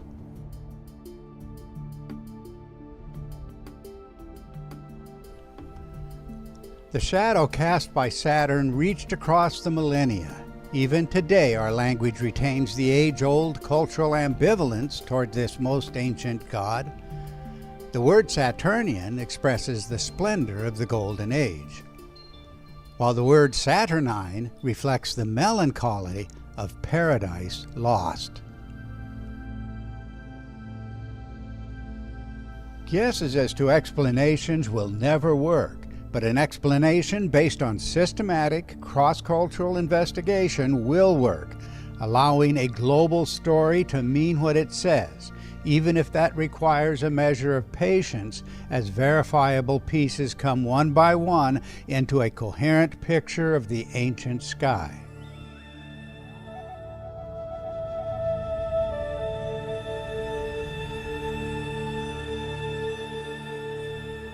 In the celestial formation under discussion here, an unusual arrangement of planets occurred prior to the present organization of the solar system. The events were identified mythically with the lost age of gods and wonders. In a quasi-stable phase of this planetary configuration, the Earth rotated on a single axis with other planets extremely close to our own, such that the axis ran straight through the centers of the gathered bodies as they moved around the Sun. The visual result was the appearance in the sky of what we've called the polar configuration. Astronomical traditions recalled this as the Great Conjunction of primeval times, but the events were recorded under many different names and many different mythic interpretations. It was some 40 years ago that we proposed the concept of planets axially aligned in a polar configuration. In the course of the investigation, the historical evidence itself forced a series of adjustments and extensions of the reconstruction in new directions. As one might imagine, scientifically astute acquaintances immediately declared the arrangement impossible, a glaring contradiction of Kepler's third law. That law would require that the orbital period of the outer body be longer and its orbital velocity slower than that of an inner body. Hence, a close gathering of planets could not stay in line as the bodies moved around the Sun. But that was before the structural dynamicist Robert Grubaugh took an interest in the historical evidence and came forward with equations for collinear equilibrium of planet-sized bodies. Collinear equilibrium means equilibrium positions on a straight line running right through the centers of the bodies. Mathematically, at these positions, the bodies will in fact stay in line while moving as a congregation of planets around the Sun. Grubaugh's equations were subsequently confirmed by others, including the distinguished mathematician Dr. Robert Bass.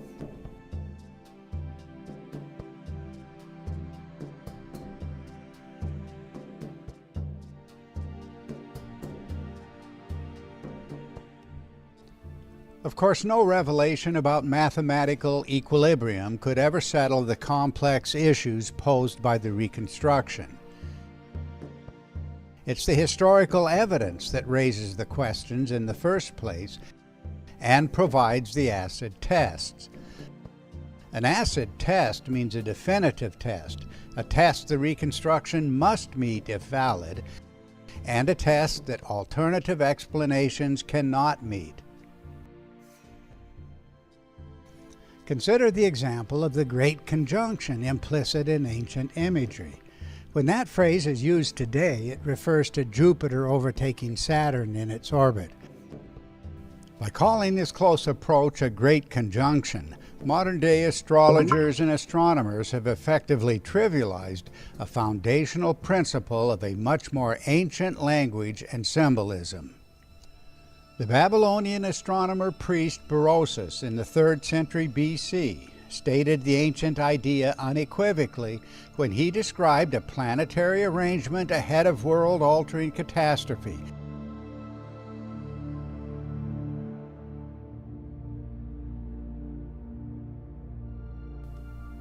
Planets centered on a straight line. That's a remarkable statement with no rationale under common assumptions today and no analogy in any planetary observations in our own time. It is, however, a perfect description of the polar configuration as reconstructed from a global accord of ancient witnesses, of which a Babylonian priestly astronomer would have no knowledge. It's also a perfect description of collinear alignment as described mathematically by Robert Grubaugh. In Hindu accounts, we find the popular story of the great citadel of the gods, called Tripura. It was said that the towering citadel was formed by three primeval powers or celestial cities, first moving independently, then coming into perfect alignment. Perfect alignment such that a single arrow of Shiva could pierce the hearts of the gathered powers. But what was the arrow of Shiva? And what was the effect when it was launched against the towering citadel? What happened when the Great Conjunction dissolved into heaven-shattering catastrophe will be the subject of our next segment.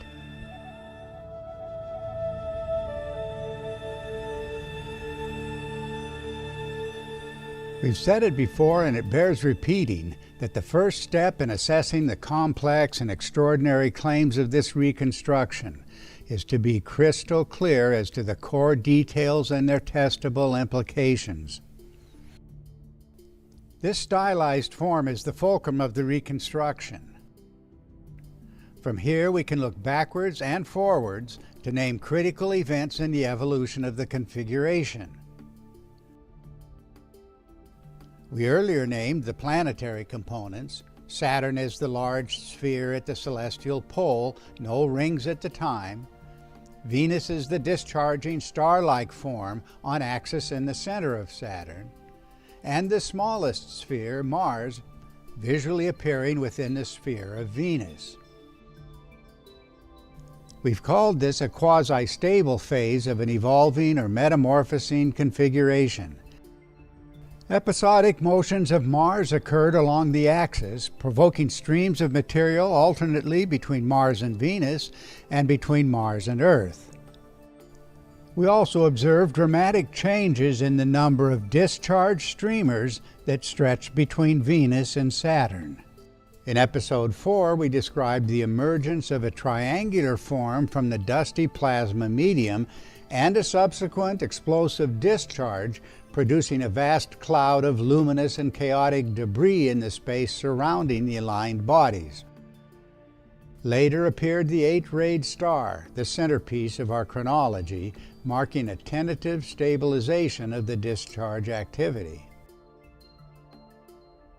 We've noted as well that a libration occurred along the axis such that from Earth the different discharge configurations were seen alternately on axis and off axis.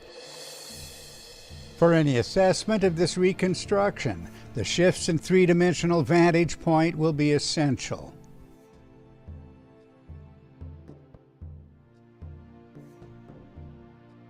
In the early phases of the configuration, the interplanetary medium prevented observation of the Sun as a discrete sphere, though the Sun's lighting effects on the configuration become quite clear with the appearance of the crescent on Saturn. This meant not only a reduction in the surrounding dusty plasma medium, but a more clearly defined cycle of day and night. At the polar location, the crescent visually revolved around the polar center with the rotation of the Earth in a daily cycle of dimming and brightening.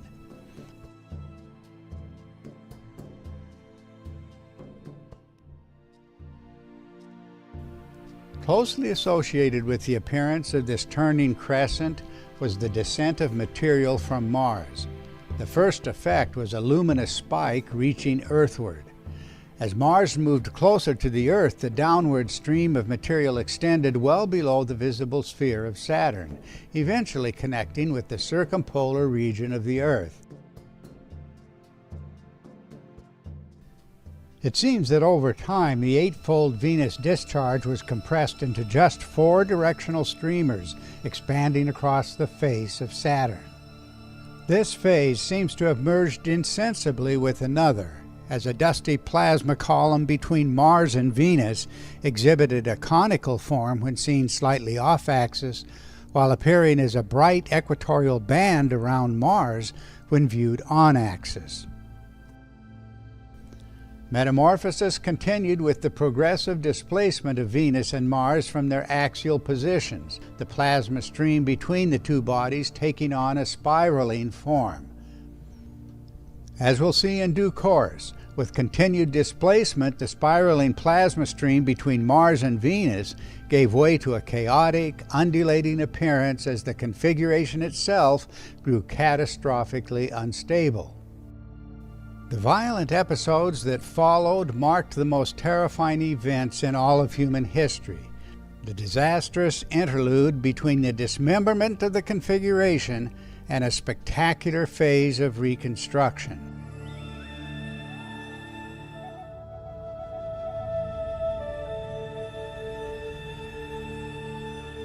No principle of discovery in the theoretical sciences rises to a higher priority than predictive ability. Predictive ability, not so much in the sense of foretelling the future, but the ability to explain and even better to logically deduce known facts from a new vantage point. Our subject in this series covers hundreds of mythic and symbolic archetypes, and we unabashedly claim that every theme you would expect to find based on the events reconstructed here, you will find globally and in extraordinary detail. In previous segments, we briefly reviewed the role of the planet Saturn in the ancient creation legend, the myths of the Golden Age, Saturn as archaic sun god, a revolving crescent on Saturn cast by light from our sun, and supporting it all, the polar configuration of planets, remembered as the Great Conjunction or Perfect Conjunction of primeval times, ending in the catastrophic breakdown of the configuration, the global source of doomsday anxiety. In the full reconstruction, the two most active bodies are the planets Venus and Mars, whose stories we've barely begun to enumerate in this series. The advantage we hold with this reconstruction is that we can see the global symbolism in the light of a concrete celestial provocation. From that vantage point, the archetypes will fall into place like the pieces of a jigsaw puzzle. In fact, all of the recognized archetypes around the mother goddess and the warrior hero, plus many more that the experts themselves have missed, will trace to two planets in the polar configuration and their unique juxtaposition in world traditions. As a first step, we only need acknowledge the planetary identity of the mother goddess. The most fully documented ancient cultures consistently identify the goddess with just one of 5 visible planets, Venus, an enigma for which there is no accepted explanation. Ancient astronomies make crystal clear that Venus is the prototypical star goddess, consistently linked to the central, radiant eye, heart, or soul of the primeval sun, the very figure we've identified as the planet Saturn. A preposterous idea, but a historical fact coming down to us from the birthplace of astronomy in ancient Mesopotamia. Our reconstruction will show that myth-making imagination saw in the luminous streamers of the discharging Venus the animating life of the archaic sun god. But a critical turn occurred with the removal or departure of Venus from its appointed place. In the mythic language, this signified the death or disempowerment of the universal sovereign. That departure meant the loss of his animated eye, heart, and soul. With this departure, the discharged streamers of Venus took on a disordered, filamentary appearance, provoking global superstitions and astrological beliefs about comets, all traceable to the mythic prototype of comets, the planet Venus. These very events will fully resolve a universal paradox. The lovely goddess transformed into the angry or lamenting goddess, raging in the sky, her wildly disheveled hair trailing behind her. That is the archetypal image of the great comet, often portrayed as the flame-like hair of an angry goddess or of a raging lion. A serpentine or dragon-like form of the goddess recorded around the world will trace to the very same events, the spiraling form taken by the departing eye, heart, and soul. Always this female serpent form will lead us back to Venus as the great comet. The subjects are immense, and the brief notes we presented here as a first glimpse can only open the door to the vast library of evidence. We'll take up this evidence one theme at a time. But to hold the door open, we'll also need to see the connection of the universal goddess to the cosmic warrior, and to see this connection in its remarkably concrete texture, where everything has a visible referent. That will require us to look closely at the role of Mars in the evolution of the polar configuration, our next subject.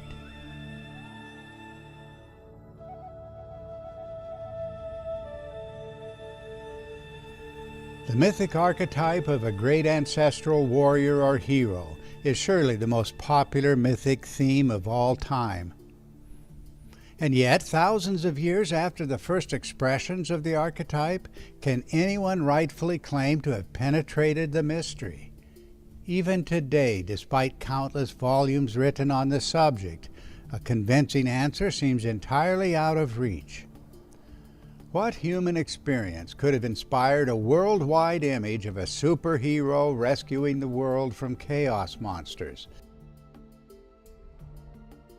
That's just one of the globally repeated mysteries.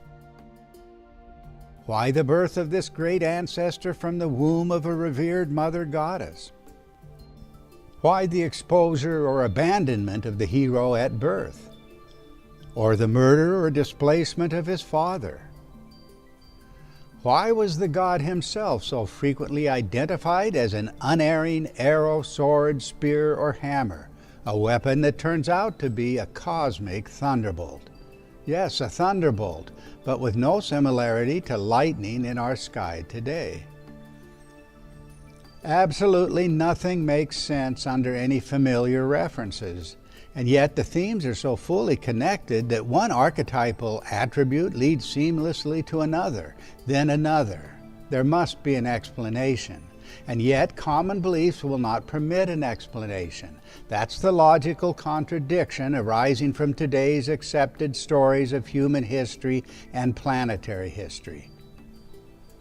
The problem lies in an unsupported theoretical assumption. The assumption is, as today, so before. Well, that's a trap.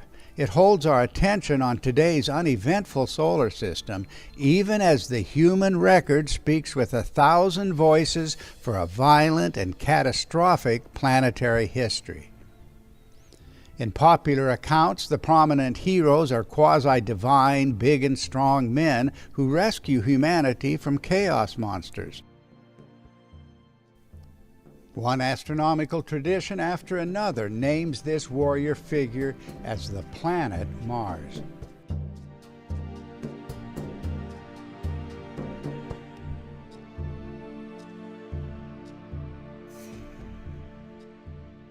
The farther back we go, the more the divine or celestial character of the hero stands out. Such Egyptian warrior figures as Shu or Horus or Amon were originally celestial figures beyond a shadow of a doubt, but later localized through regional storytelling. The same can be said of the ancient Sumerian and Akkadian counterparts, Dumuzi or Tammuz, the Mars gods Ningersu or Nergal, and even Gilgamesh. Eventually, localized cult practices transformed such figures into legendary ancestors of those recounting the stories. Our answer to the dilemma lies in a testable reconstruction of things never imagined in our time. The reconstruction leads us back to a gathering of planets close to Earth, all events occurring prior to the present organization of the solar system. planets have not always moved on their present courses. Our subject is the ancient polar configuration, where the warrior hero finds a full and complete explanation in the activity of the dark, reddish, innermost sphere. The planet Mars was the centerpiece of the cosmic thunderbolt.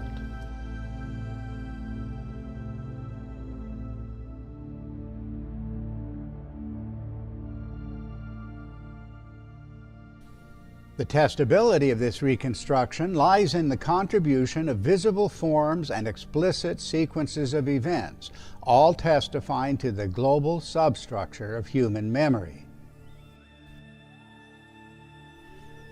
What will happen to our understanding of human history if it can be seen beyond any reasonable doubt that the warrior-hero archetype requires celestial events having no parallel in natural experience today?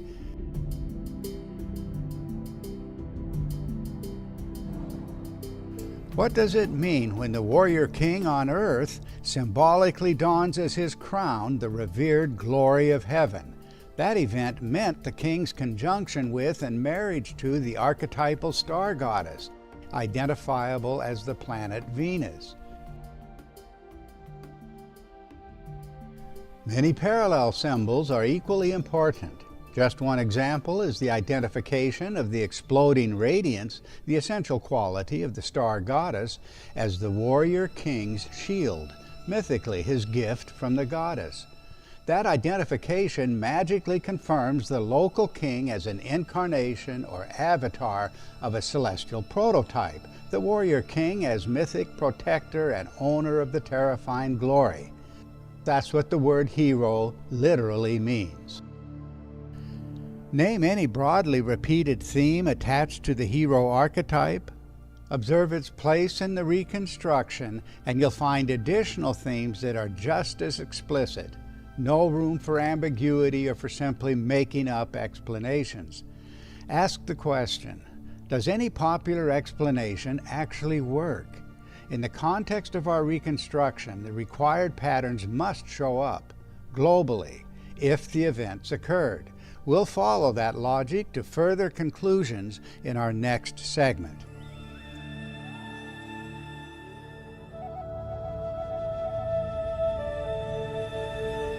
In these discourses, we followed the evolution of a planetary configuration close to Earth stretching across the ancient sky.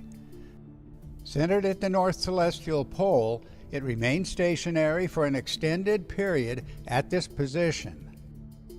That's the underlying nature of the primeval sun remembered around the world. We've noted that the named planets progressively emerged from a dusty plasma cloud, identified in mythic accounts as the Great Sea of primeval chaos. The differentiation of the planets and their observed movements in relation to each other and the electrical activity between these bodies provided the core content of ancient creation mythology. In the original accounts, creation meant events visible to humans on Earth. We've named 3 planets in the mythic Great Conjunction based on recorded astronomical traditions that trace to the birth of astronomy in ancient Mesopotamia. Saturn is the overarching luminary, named as the primeval sun. Venus is Mother Goddess and radiant eye, heart, and soul. And Mars is the dark, reddish, innermost body, the child in the womb of the goddess, the pupil of the feminine eye of the primeval sun. We followed the emergence of a triangular form recalled as the first form, the luminous seed of creation, and we've identified this unique form as the concrete celestial referent for the popular threefold goddess, three-faced goddess, or 3 goddesses in one. We've noted as well the explosive discharge activity associated with this triangular form and the essential role of the discharge ejecta as the mythic primeval matter of creation, the very material from which in the creation stories the gods were said to have constructed a great citadel in the heavens, the legendary homeland of the gods. Through local storytelling and reenactments across the centuries, this celestial dwelling came to be remembered as the ancestral homeland of every nation recounting these events. These core themes of an archetypal memory have taken us to the critical moment at which a bright crescent appeared on the gas giant Saturn due to light from the sun. This moment provides an extraordinary test of the reconstruction as a whole. Once we place the named bodies in three-dimensional space, centered at the celestial pole, and allow for an illuminated crescent on Saturn, an inescapable conclusion will follow. The crescent must have rotated visually with the rotation of the Earth in a precise relationship to a cycle of day and night, with no counterpart and no analogy in anything occurring today. A star in the center of a rotating crescent. The image is recorded around the world. A crescent which, given the circumpolar placement, must have turned around the polar center in a daily cycle of brightening and dimming. No ambiguity, no compromise allowed. When seen with eyes wide open, how credible are the popular claims of historians, archaeologists, and comparative mythologists when they identify the symbolic crescent as our moon? By what reasoning would ancient sky worshippers have extravagantly and irrationally placed our little crescent moon into a configuration never seen but recorded independently by humans around the world? Always keep in mind that the mythic crescent does not stand alone. The great star of Venus in the center of the crescent is just one enigma in a crowd of unsolved mysteries. A particularly powerful addition comes from the mythic world mountain, a column of fire and light rising along the polar axis to pierce the crescent. That's what gave the crescent its mythic identity as the cleft peak, the horned peak, the twin arms or twin pillars of the sky. A subject we'll review one theme at a time. In its juxtaposition with the revolving crescent, the polar mountain adds crucially to the midnight appearance of the crescent in the most celebrated moment in the archaic daily cycle. No contrived reconstruction will ever account for this symmetry, and that's why a radical break from common understanding is so essential, as we intend to make crystal clear in the episodes to follow.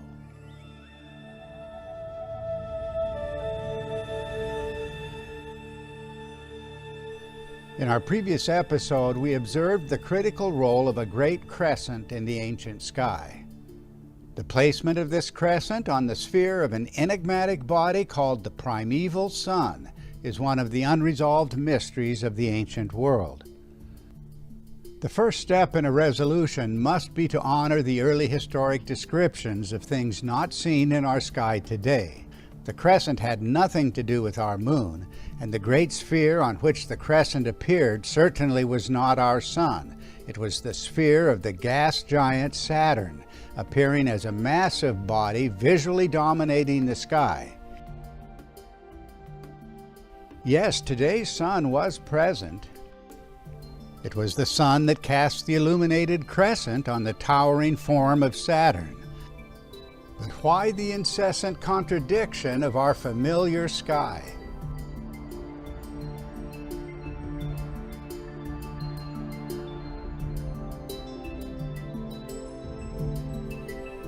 Ancient astronomies placed Saturn at a preposterous location, far from the orbit that we know today. Saturn occupied the celestial pole, the axial center of the turning heavens. This unthinkable idea, when taken with the seriousness it deserves, places stringent demands on our reconstruction and an inescapable requirement that the crescent revolve around the polar center in a cycle of day and night, descending to the left at sunset, below at midnight, rising to the right at sunrise, and standing inverted above at noon. Of course, in this description, we're using the modern language of day and night, but the language is reversed in more ancient times. It's well established that the ancient counting of days was from sunset to sunset. We explain this language by an ancient reverence for that moment in the daily cycle when the planetary configuration exploded into life at the beginning of the archaic day. But there's much more to this story. The symbolism of the crescent takes on far-reaching implications with the emergence of the cosmic pillar, a form we noted only briefly in the previous segment. The pillar, linked to the movement of the planet Mars, arose with the descent of material from the red planet toward the Earth, creating a form universally interpreted not just as a pillar, but as the axial world mountain, the cosmic support and resting place of the Creator himself, the primeval Sun. A mountain of fire and light, the mountain of creation, the mountain of assembly, an axial pillar around which the heavens visually turned, all meaningless in the absence of the original referent in the sky. A single cosmic column inspired the diverse images of the crescent at the summit. Suddenly, things were seen imaginatively that were not imagined previously. The mythic mountain of the moon, the outstretched arms or wings of a divine celestial figure, shining horns, a horned pillar called the Bull of Heaven, a cleft peak or twin peaks, twin supports of the sky as extensions of the central column, a revolving crescent ship on its mooring post. And we can add countless ancient images and pictographs of the daily cycle. We explain the full range of mythic images by the placement and movement of the crescent. Each and every mythic form inspired by the crescent must have revolved in the sky, against all seeming logic, against all familiar human experience, and not just a revolving crescent form, but revolution in a precise relationship to an archaic daily cycle, a contradiction of anything and everything that could be said of a daily cycle today. Every mythic interpretation of the crescent thus becomes an acid test. That means a test the reconstruction must meet and alternative explanations could not meet. A crescent form seen as the arms of a celestial figure, upright and inverted arms in a predictable relationship to opposite phases of growing bright and growing dim. One phase seen as the twin or double of the other. The phase of brilliance, arms upright, produced the images of life and power. The phase of dimming, with arms inverted, came to mean negation or absence of life. This unique mythic role of a revolving crescent as outstretched arms in a daily cycle can only open our minds to a much broader range of myths and symbols.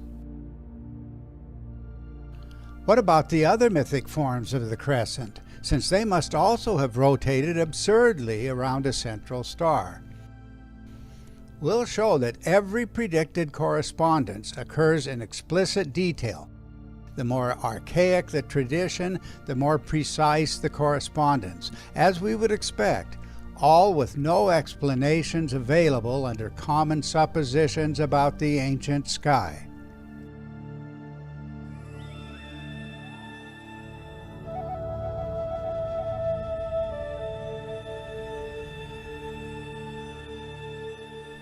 How curious this celestial monster called the Bull of Heaven, an archetype with origins in prehistoric times.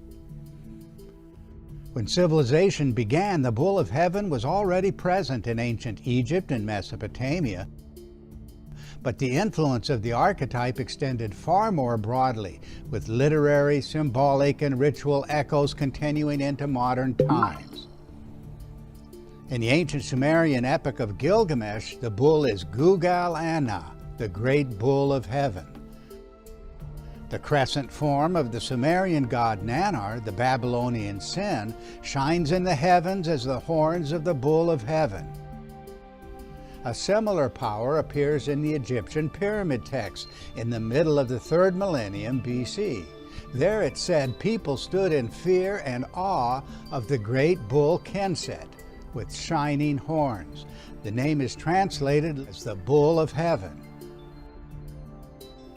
Across the centuries, an archetypal memory was progressively localized through tribal storytelling and reenactment. We see the early tendency toward localization in the Sumerian and Babylonian accounts of the local hero Gilgamesh slaughtering the great bull of heaven. The Persian Mithra defeats the bull of heaven on a landscape of uncertain definition, while his Greek counterpart, the legendary Theseus, vanquishes the Minotaur in the center of a great labyrinth localized on the island of Crete. And of course the Greek Heracles, the Latin Hercules, amongst his famous labors, slays the Cretan bull, which could hardly be different from the Cretan Minotaur slain by Theseus. In due course, this celestial creature was progressively transmuted into local reenactments for popular entertainment.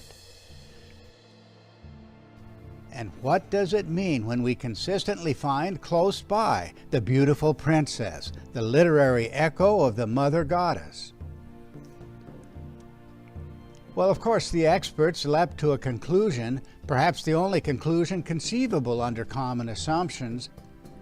Surely the crescent horns identify the celestial bull with our moon. But does the moon really give us the recurrent details of the archetype?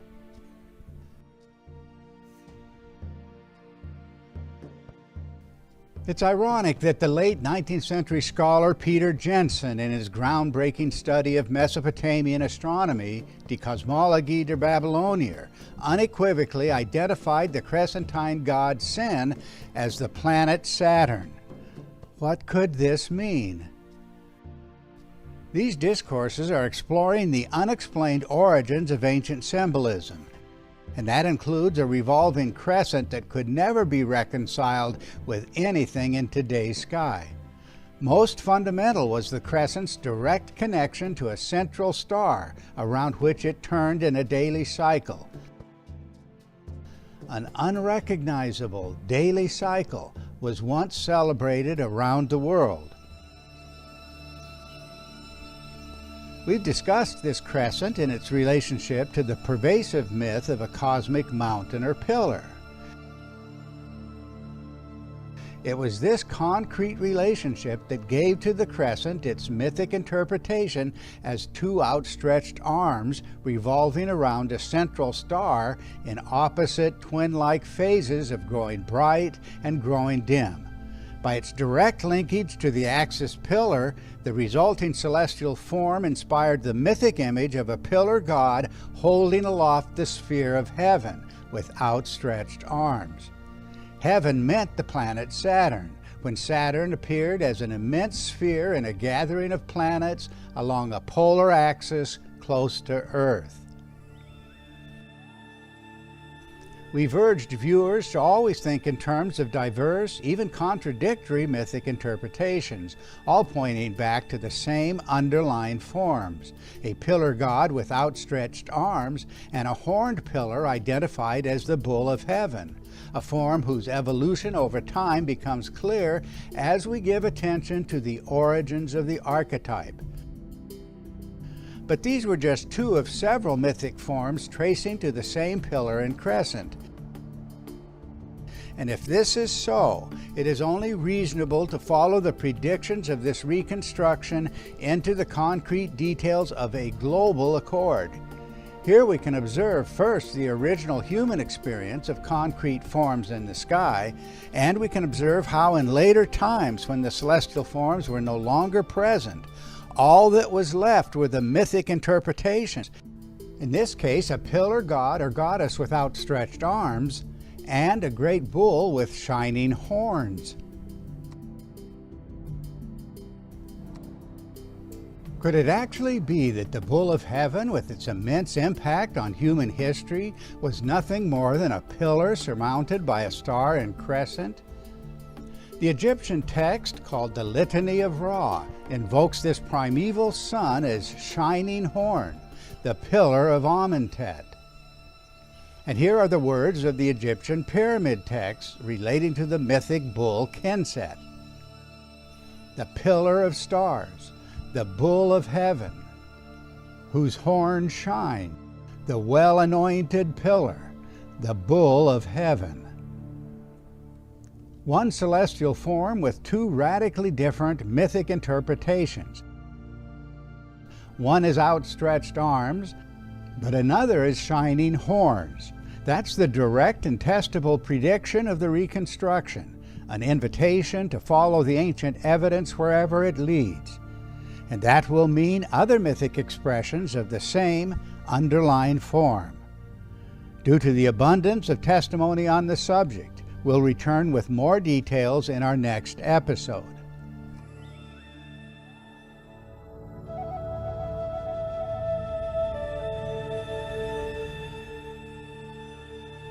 The cosmic mountain revered around the world possessed a uniquely interesting feature. The towering hill terminated in a spectacular crescent.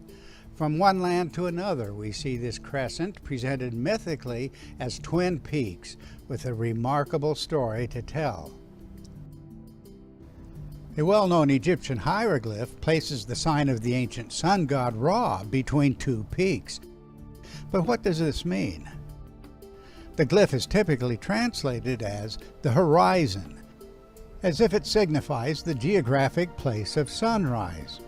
But many specialists have already acknowledged that the subject is a cosmic mountain.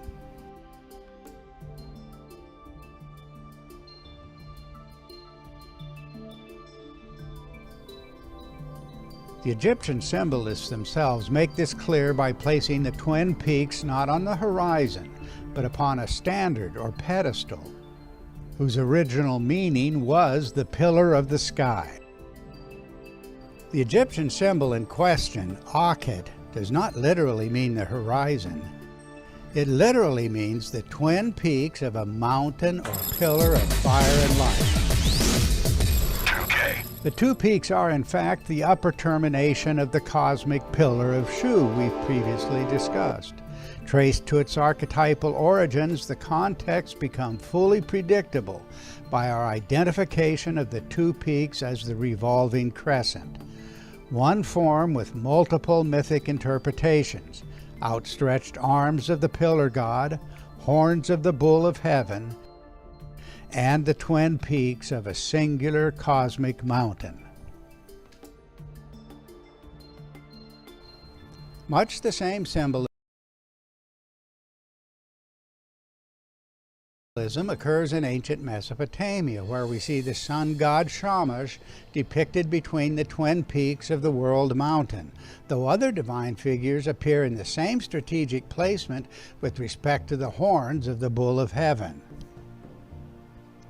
We also see the twin peaks in Crete, where they merge with the famous horns of consecration. The symbolism of the cleft summit appears even in Mexico, where natives placed the sign of the ancient sun god between the two peaks, and even amongst the Delaware Indians in their descriptions of an ancient divine land of peace and plenty.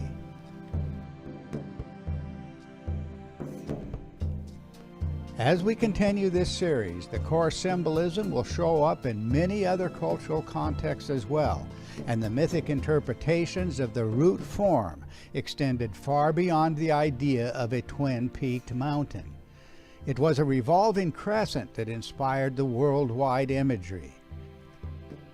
And happily, this unique form presents the most stringent demands upon our reconstruction.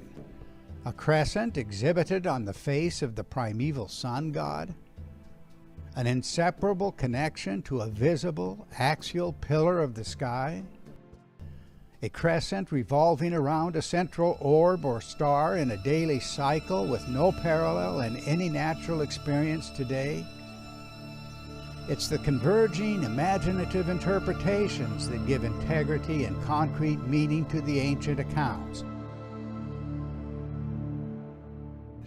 The coherent story comes from the preposterous yet inseparable connection of each part to the others. Two arms of a cosmic pillar or pillar god that mean exactly the same thing as the two horns of the bull of heaven, the celestial bull whose identity resolves itself into just a pillar and shining horns, as we've seen. One celestial form provoked more than one mythic interpretation. In fact, the ancient artists confirmed the underlying identities repeatedly by juxtaposing one imaginative interpretation with another. So we see the twin peaks juxtaposed with the head of a bull, or upraised arms extending from the same cosmic pillar. Upraised arms, upright horns, and upright twin peaks all signified the phase of springing into life, the phase of brightness, identifiable with the position of the crescent below.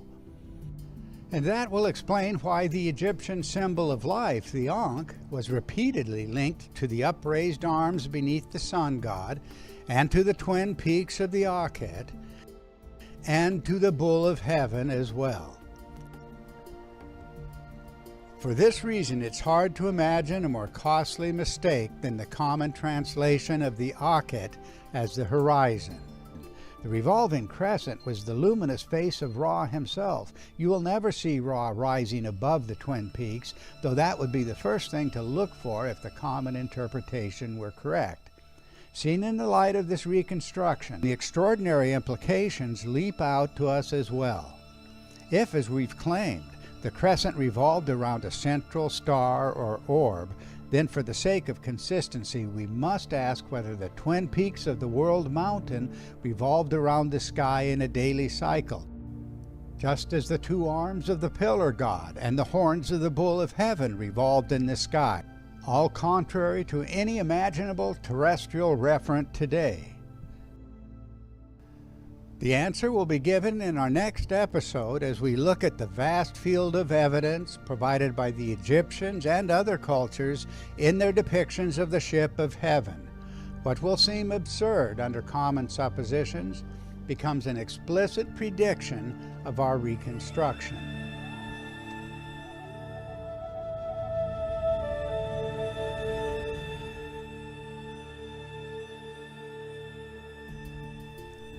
What was the mythic ship of heaven? Ancient records the world over speak of a great ship or canoe moving in the sky, but how strange that the sky above us today offers not a clue as to the original meaning. In the reconstruction presented here, the ship of heaven was the celestial vehicle of the primeval sun, a god celebrated globally and identified by early astronomers as the planet Saturn. Why were so many figures of the primeval sun given the form of a cosmic wheel, yet said to have sailed in a visible ship? The ship of the sun god Helios, a god identified archaically as the planet Saturn, was described as a golden goblet sailing on the Sea of Okeanos. Both the Egyptian sun god Ra and the Babylonian sun god Shamash sailed in cosmic ships. Over time, all of the ancient gods transmuted into legendary ancestors. Numerous Native American creator gods and ancestral heroes navigated a canoe across primeval waters. The Maya preserved the tradition well, and even the legendary Hiawatha sailed in a white canoe which moved without human aid. The Japanese creator god Sukuna Biona rode on the crest of the waves in a heavenly Kagami boat. The mythic ship was a common theme amongst the Greeks, who consistently recalled former gods as legendary heroes. The Asmat of New Guinea told of the creator hero in his canoe, just as the natives of the Marquesas say that in the beginning there was only the sea on which the creator, Tiki, floated in a canoe. The Polynesian god Tangaroa sailed above in a flying canoe, just as the great shaman of the NFC Osteox rode his boat in heaven. The greatest misunderstanding on this subject comes from a well-known fact. The ancient cultures gave the legendary ship a crescent-like form. With this recurrent association, it's just too easy to assume that the boat of the gods must have meant our crescent moon. But the historical contexts themselves say something much different. In fact, every concrete feature we can identify points directly to something else. And there is no escaping the contribution of a crescent form as described in our prior discourses. In fact, all of the crescent images we've discussed must be included in an analysis of the cosmic ship. The horns of the bull of heaven, the upraised arms of the pillar god, and the twin peaks of the cosmic mountain all connect symbolically to the revolving ship of heaven, with many mysteries to be addressed. The ancient Sumerians described the god Nana, the Babylonian sin, as the bull with glistening horns. But Nana was more than that. In text and in art, we see the god as the boat of heaven, with an urgent function of celestial transport. Transport is one of the keys we'll have to follow to see that our moon has absolutely nothing to do with the ancient theme. In Egypt, the pyramid texts proclaim of the deceased king, "May you ferry over by means of the great bull. The bull of the sky has bent down his horn, that you may pass over thereby." So too the coffin texts plead with the great horn to transport the deceased across the celestial waters. O horn, ferry across him who is in his shrine. Clearly, an understanding of the bull of heaven could only facilitate our understanding of the cosmic ship. The imagery is explicit and incredibly concrete, as when the Egyptian coffin texts celebrate the long horn which supports the bark of Anubis.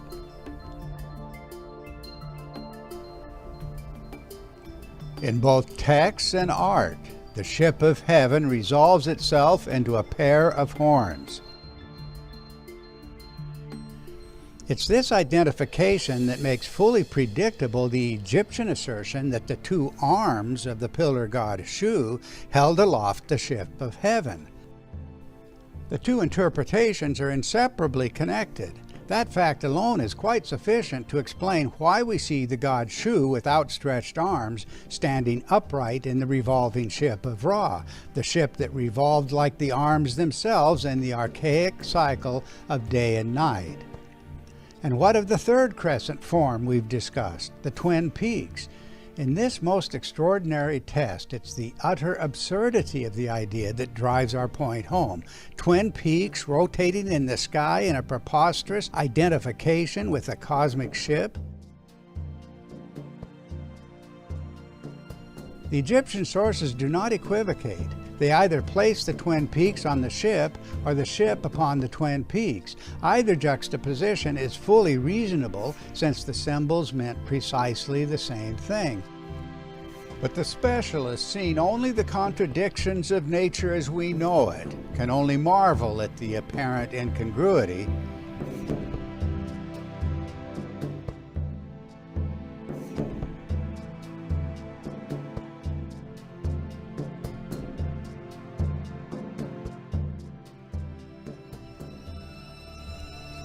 A single form expressing itself in the explicitly connected symbolism of a revolving crescent with opposite phases in a daily cycle. Seen in fragments, the underlying symmetry can only confirm the absurdity of ancient imagination. Or is it simply an affirmation of what has too long been beyond the reach of modern thought? As we continue this series, it will become increasingly clear that all of the symbolic archetypes are intimately and inseparably connected to each other. All consistently point back to an alien sky with no counterpart in things experienced today. This is why the first and only reliable guide for us will be the words and pictures and symbols of those who experienced the transformative ancient events.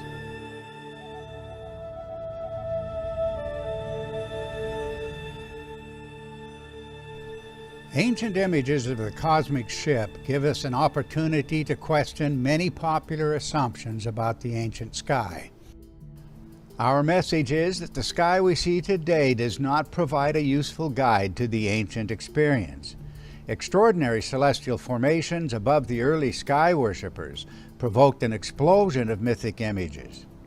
If we can see these images as a reflection of concrete human experience, a reconstruction of the events is possible. For observers on Earth, a revolving crescent in the polar sky, reflecting light from the sun, turned visually around a central orb or star in a daily cycle of brightening and dimming. In human imagination, that revolving crescent was the ancient ship of heaven. One additional feature must be included, as we've earlier noted. The crescent appeared above a cosmic pillar, inspiring a diversity of mythic images, all pointing to the same underlying form. One form in the sky, fully explaining what will otherwise appear as hopelessly contradictory images. In our previous episode, we noted the strict identification of the crescent ship with the horns of the bull of heaven. Inhabitants of the celestial kingdom sailed on these horns in the daily revolution of a crescent-like ship. We also noted the absolute identity of the bull's two horns as the twin peaks of the cosmic mountain. We have further suggested that Egyptian and other images of a pillar god either holding aloft the ship or standing upright in the ship must be understood in terms of the underlying equation of the ship itself with these outstretched arms. This equation can be fully elaborated. The pyramid texts say that the deceased king ascends to the sky to find his place in the cosmic ship, within the arms of Atum, they say. This identity of the ship and the enclosing arms of the sky is confirmed again and again in Egyptian sources. The king is raised up in the day bark within the arms of Anubis. Make ready your arms for me, O Ra. Come and ferry me over to yonder side. In the same way, the god Osiris sails on the two arms of Horus. Any doubt on this equation is removed by the description of the ship in the coffin text. Her starboard side is the right arm of Atum. Her larboard side is the left arm of Atum. But a huge confusion is taken over the language of day and night due to the subsequent radical change in celestial conditions. In the ancient planetary configuration, the crescent, the mythic ship of heaven, was descending to the left at sunset and beginning to grow more bright amidst the darkening sky. The ship achieved its greatest splendor when the crescent reached its position directly below, at midnight. The ship's brightness then began to diminish as it rose to the right, and it was at its weakest when directly overhead. In today's reckoning of time, that would be called noon. But when Egyptian texts describe the primeval sun growing bright, the translators can only think of one thing: our familiar sun rising in the east.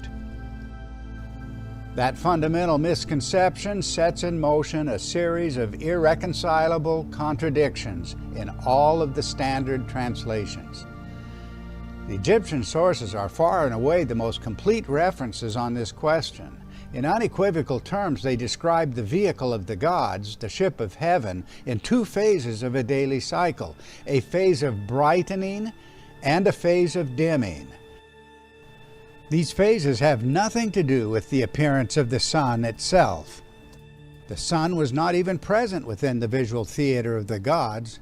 It was simply the external source of the illuminated circumpolar crescent and its daily phases of brightening and dimming. As commonly translated, the coffin texts express the hope of every king upon his death to find his place in the night bark and the day bark, like Ra every day. But the translators can offer no natural reference for the terms. All that is literally meant are the two contrasting phases of growing bright and growing dim, of growing strong and growing weak, strength and weakness, life and absence of life, waking and sleeping are the literal meanings of such terms. The boat in the phase of growing bright was named Atet, meaning literally strong or growing strong, and the boat of growing dim was named Sektet, meaning literally weak or growing weak. Once the literal meanings are clear, the mistranslations become transparent. May you sleep in the night bark, Sektet. May you wake in the day bark, Atet. A popular translation reads. The implied connections to sunrise and sunset are provably incorrect, and we can make this clear by simply observing the regional positions of the ship and the directions of the ship's motion in its daily cycle. Did the ship actually move upward in its phase of dimming and descend in its phase of brightening? As we intend to establish beyond any reasonable doubt, the position of the ship was below in the phase of brightness and above in the phase of weakness. That means a descending motion of the ship as it began to shine brilliantly in the sky, and an upward motion as it began to dim. The directions of movement and the associated conditions of brightness and dimming are all critical to the integrity of the symbolism. The coffin text described the gods sailing upstream in the so-called night, literally the phase of dimming, exactly the opposite of the solar interpretation, while another spell announces that the sun shines forth when going downstream from the region above to the region below. Again, the opposite of the solar interpretation, and the literal meanings are the key. May you sail upstream toward the upper region in the night bark, literally the ship of dimming, and downstream toward the lower region in the day bark, literally the phase of brightening or growing bright. Such texts as these are complemented by numerous others, all confirming that the ship of heaven is indeed an acid test of our reconstruction. We'll return to this explicit evidence in our next episode.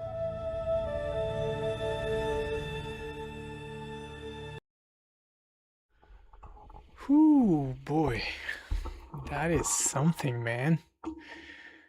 I mean, it kind of connects, you know? Let's do a little break. I'm gonna start Civilization 3 again, so you may hear a weird noise. 1 second. Okay. Boom.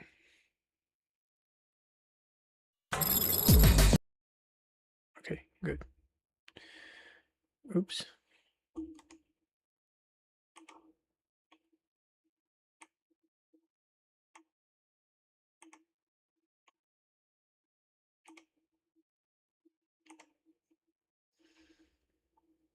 What? Why did it go there?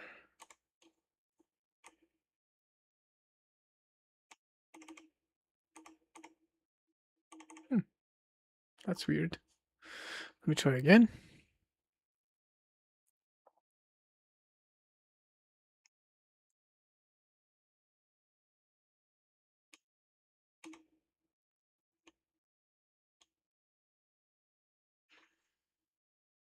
Okay.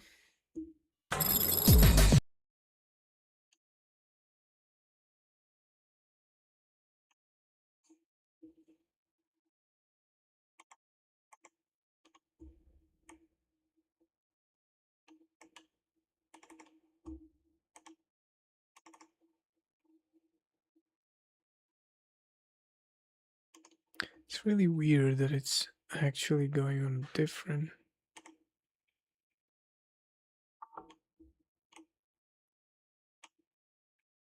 Screen.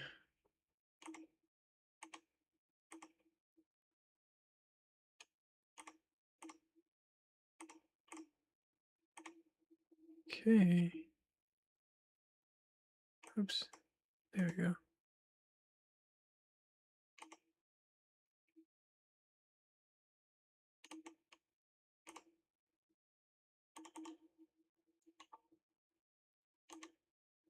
Let's figure it out.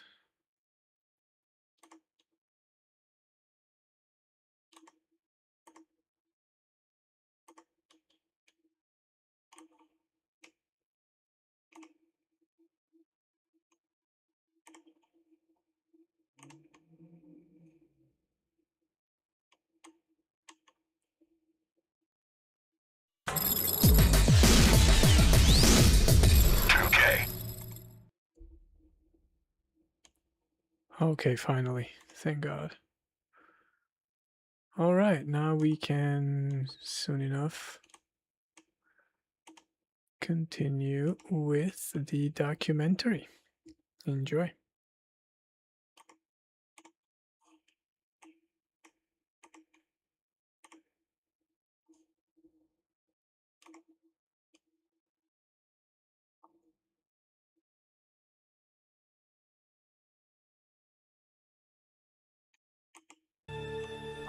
In previous discourses, we've noted some of the remarkable ways the mythic ship of heaven contradicts all of the usual translations of Egyptian texts, the very texts that give us the most concrete information on this vehicle of the gods.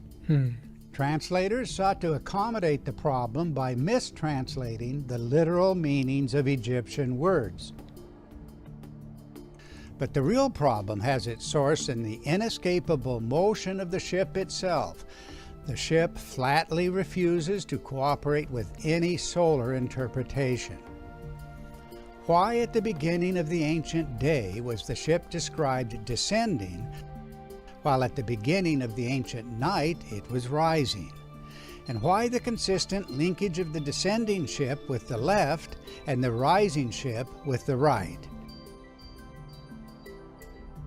In fact, every detail of the cosmic ship becomes absurd the moment we attempt to relate the concrete language to the appearance of the sun in our sky. In following the literal evidence of a revolving crescent, we've noted the ship above in its phase of dimness and below in its phase of brightness. This consistent language holds vast implications for our understanding of the ancient sky. But it reverses every common assumption about the regions of the so-called day and night journeys of the ancient sun god. Historically, one misconception led inescapably to another. The regions above and below in the cosmic circuit invariably came to be translated as heaven and earth, a mistake that precluded any useful understanding of the ship of heaven.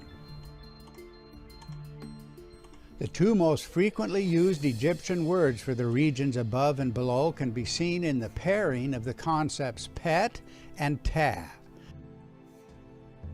When standing in combination, pet always meant the upper region and ta always meant the region below.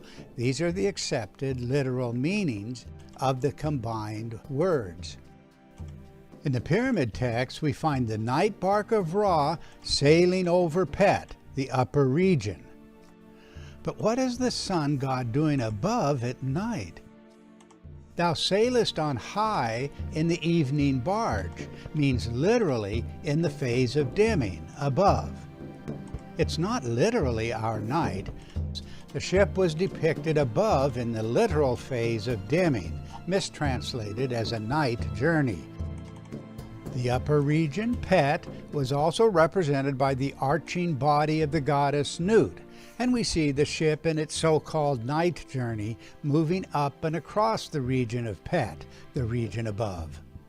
And it's a wonder that virtually no one has asked, why is the ship above in this phase of the daily cycle, when the solar mythologists have claimed for a century and a half that the god crosses below the land at night to the place of sunrise. In contrast, the so-called day ship occupied the lower region, contradicting all standard treatments of the subject. The best way to test an extraordinary idea is to force the reasoning to its extreme, where logical implications can be confronted in the most explicit terms. If an idea is fundamentally incorrect, the extreme cases will invariably reduce the idea to absurdity. Yep. In fact, the ship of heaven gives us some excellent examples of the logical tests. Just imagine the situation faced by ancient sky worshippers looking back to the age of the gods, but with inadequate conceptual tools to comprehend the symbolic language. The crescent above, when interpreted mythically as a ship, would surely have provoked some enigmatic Egyptian responses to the afterlife journey of the king in this cosmic ship. How would the celebrants of this journey regard a ship that was inverted, upside down, as it traversed the upper region? In fact, to the Egyptians, the journey above, the so-called night crossing, was fraught with peril. But why? There's an irony in the way the Egyptian priests sought to protect the king upon his death from things clearly remembered about this envisioned voyage with Ra across the upper region. Exactly as we would expect, the texts convey a fear of traveling upside down during this passage. So there's a spell for not traveling upside down in the realm of the dead, and one says simply, not to walk upside down. I will not be head downwards amongst those who are head downwards, reads another text. The king will not be hanged head downwards. The deceased declares, it is the night bark and the day bark. I am not upside down in the presence of Ra. The idea of a ship sailing upside down is well worth tracing to its origins, and the artistic traditions do not disappoint us, but they must be followed back in time to their archaic roots. In later times, when texts describe the ship's journey above in the literal phase of dimming, the words are mistranslated as a night journey, a blatant contradiction. For us, however, the problem is that the ship was shown upright, not inverted, as our reconstruction requires. But the more archaic tradition we are looking for comes from the papyrus of Amenhotep in the Cairo Museum. In the second scene depicted on the papyrus, the goddess Nut is shown in the usual arched or semicircular fashion as representative of the upper portion of the ship's circuit. And the ship of the sun itself is depicted in its night journey crossing the body of the goddess. But here, unlike the more familiar versions of later times, the ship is not upright, but inverted. And so we ask, is it possible that the graphic image speaks for an original tradition, later distorted out of a royal fear of traveling upside down? The answer comes from hieroglyphic evidence that preceded by many centuries the more familiar artistic portrayals of the night journey. In spell 211 of the coffin text, this voyage, literally the phase of dimming, is described in the instruction to the newly deceased king. He is to learn the path of the right, Amentet, the ascending path, then to ferry across the upper region when the divine land is turned upside down. The position of the ship at this moment is presented in the hieroglyphic text. Not just the land of the gods, but the ship itself is upside down.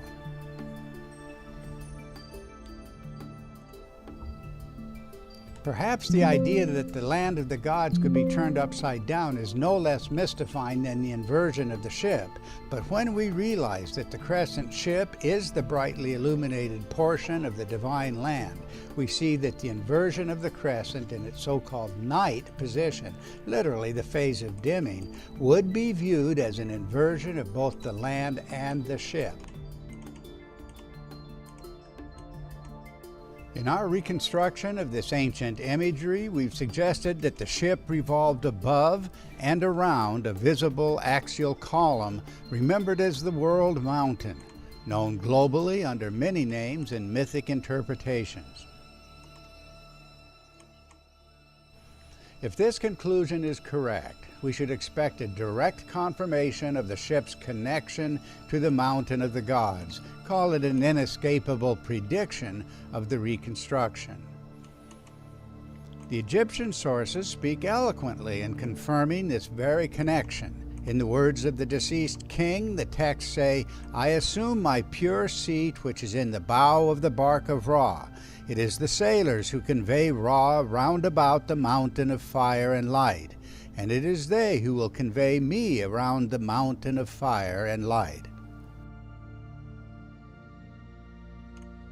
Hail, only one! Behold, thou art in the sectet boat as it goeth round about the mountain of fire and light. In these quotes, I've used the literal reading of the Akut, the cosmic mountain, not the inaccurate and highly misleading translation of the mount as a mere horizon. That allows us to see the underlying symbolism in its integrity. As we've previously shown, the pillar and crescent mean the revolving arms of the pillar god, the horns of the bull of heaven, and the twin peaks of the world mountain, all predictably equated with the cosmic ship.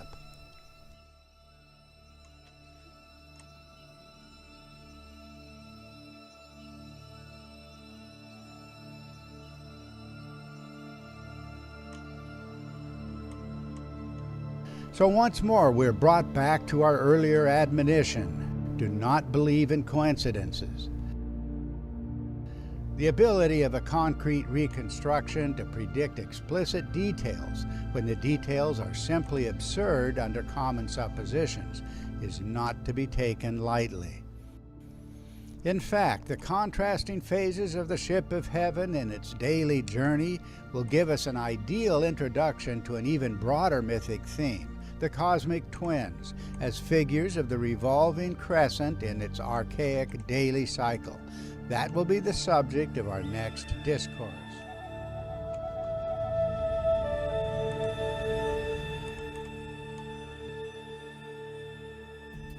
In recent episodes of this series, we've reviewed the mythic ship of heaven, a vehicle of the ancient sun god. Close to the Earth, a crescent on the face of the immense planet Saturn turned in the polar sky, brightening and dimming in an archaic daily cycle. Ancient words and symbols for this cycle invariably reflect the symmetrical opposition of the crescent in its contrasting phases: a phase of growing bright and a phase of growing dim, crescent to the left and crescent to the right, crescent above or below, all in explicit connection to a daily cycle with no counterpart in any celestial behavior observed today. And this unique behavior, by its specificity, gives us an ideal opening to the ancient myth of the heavenly twins. It seems that every well-documented culture preserved memories of the primeval twins, but few researchers appear to have noticed the underlying unity of this theme. The closer we can get to the more archaic cultural expressions, the more clearly the improbable unity will stand out. Some of the particulars are long familiar. Astrologically, the cosmic twins find their most popular expression in the constellation of Gemini. Of course, the story itself is never explained, and the constellation is just one of numerous echoes of the global archetype in later times.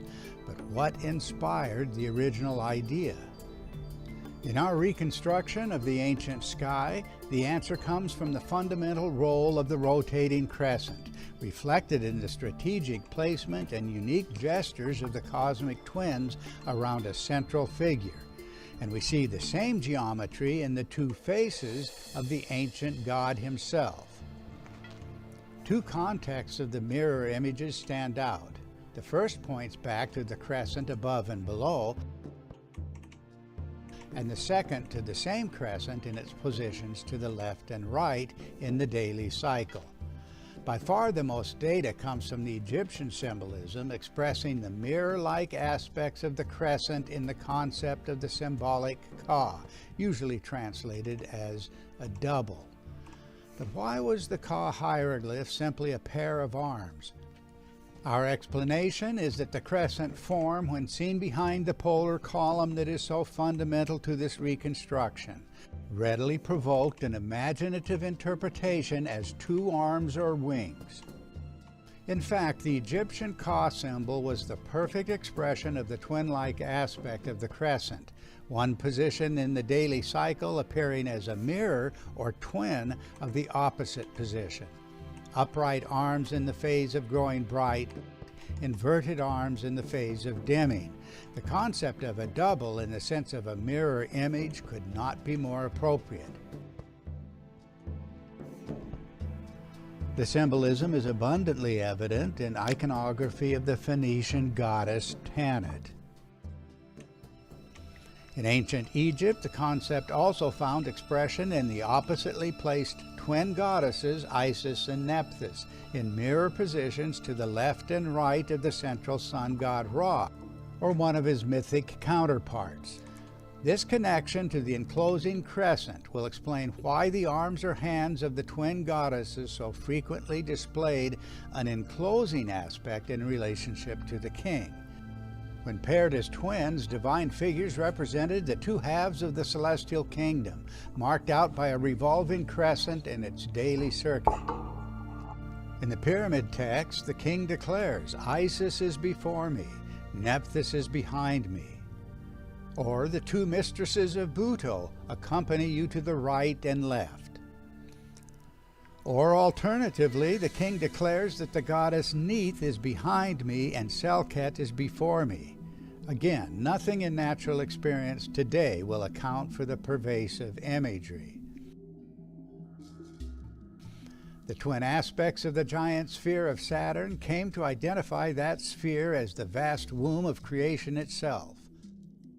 O you two who conceived Ra, you shall give birth to me. The two great ladies, Isis and Nephthys, bore you. My mother is Isis, my nurse is Nephthys. The king ascends upon the thighs of Isis, the king climbs upon the thighs of Nephthys. Elsewhere, in imitation of Ra, the deceased king aspires to shine between the two thighs of Nut.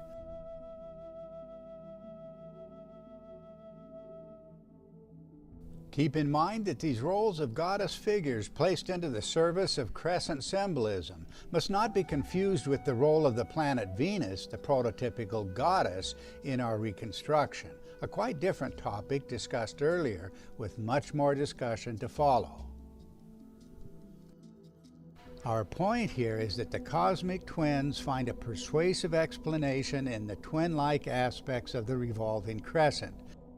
For example, the crescent is the image of a cosmic ship. See that connection in the identification of the sun god's boat with the cosmic twins comes as no surprise at all. The twins Isis and Nephthys were named the two boats. Or alternately, the Egyptians invoked the two boats as Autet and Sektet. Autet, the descending boat of growing strong, was linked to the left side of the primeval sun, as we would expect, while the ascending Sektet boat, meaning growing weak, was linked to the right side. These twin aspects of the revolving crescent give us a key to the larger panorama of Egyptian symbolism. For the Egyptians, the position of the crescent above and below marked out two regions called the two Auterts. Chapter 141 of the Egyptian Book of the Dead identifies the upper Autert with inactivity or dimness, usually mistranslated as the region of the night ship, but literally meaning the ship in its phase of dimming or growing weak, at the top of its circuit. Conversely, the texts connect the so-called day ship, literally the ship of brightness, with the lower Autert, all in perfect harmony with the symbolism we've already noted in our previous discourses. Right and left, above and below, are the essential qualities of the cosmic twins.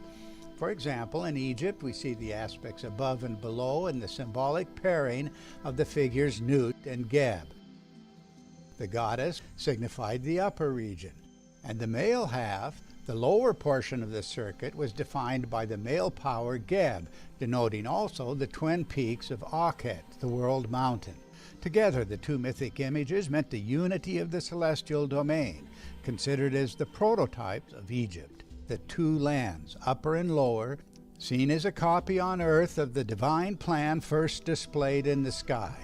The idea was stated emphatically by Henry Frankfurt in his groundbreaking book, Kingship and the Gods. The so-called two lands of Egypt, he said, reflected the original order of creation itself.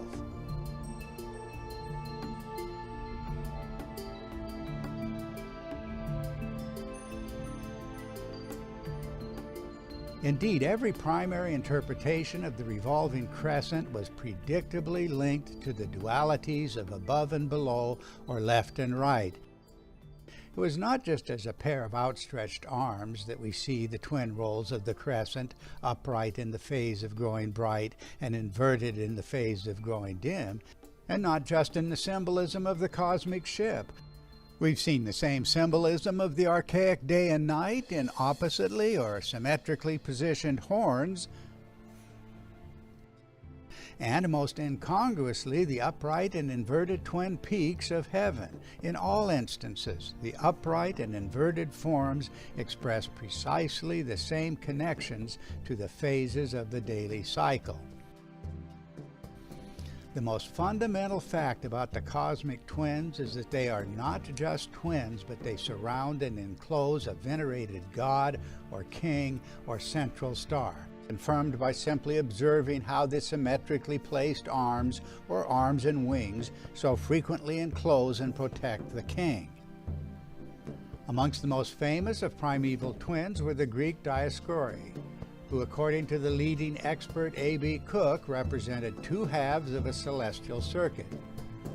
Here we see the Dioscuri in a pose directing us to ancient symbolism of two enclosing arms about a central orb or star or divine figure.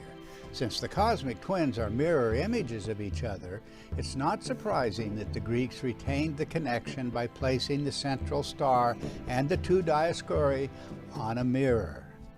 In mythic terms, the contrasting twin-like positions of the illuminated crescent were the two faces of the primeval power Janus, giving rise to the so-called Janiform countenance. Thus, Ioannis the Lydian describes the ancient celebrants honoring the god Janus on the first day of January, his month, dressed up in a two-faced mask, and people call him Saturnus, identifying him with Kronos, the Greek god of Saturn. Of course, the entire idea can only appear absurd, but from the vantage point of our reconstruction, it is the predictable, the inescapable astronomical connection. And by this reasoning from ancient facts, we acquire a starting point for a new and radical interpretation of the cosmic twins, a subject to which we'll return after laying further ground on the visual dynamics of the polar configuration.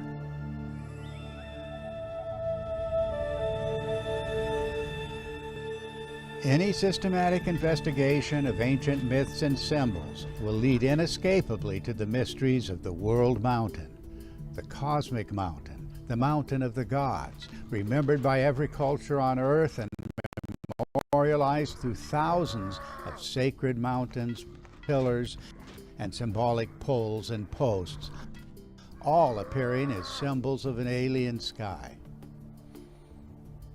Our early ancestors revered the towering column as the visual axle of the cosmos, reaching upward from Earth's horizon to the center of heaven, around which the starry dome visually turned.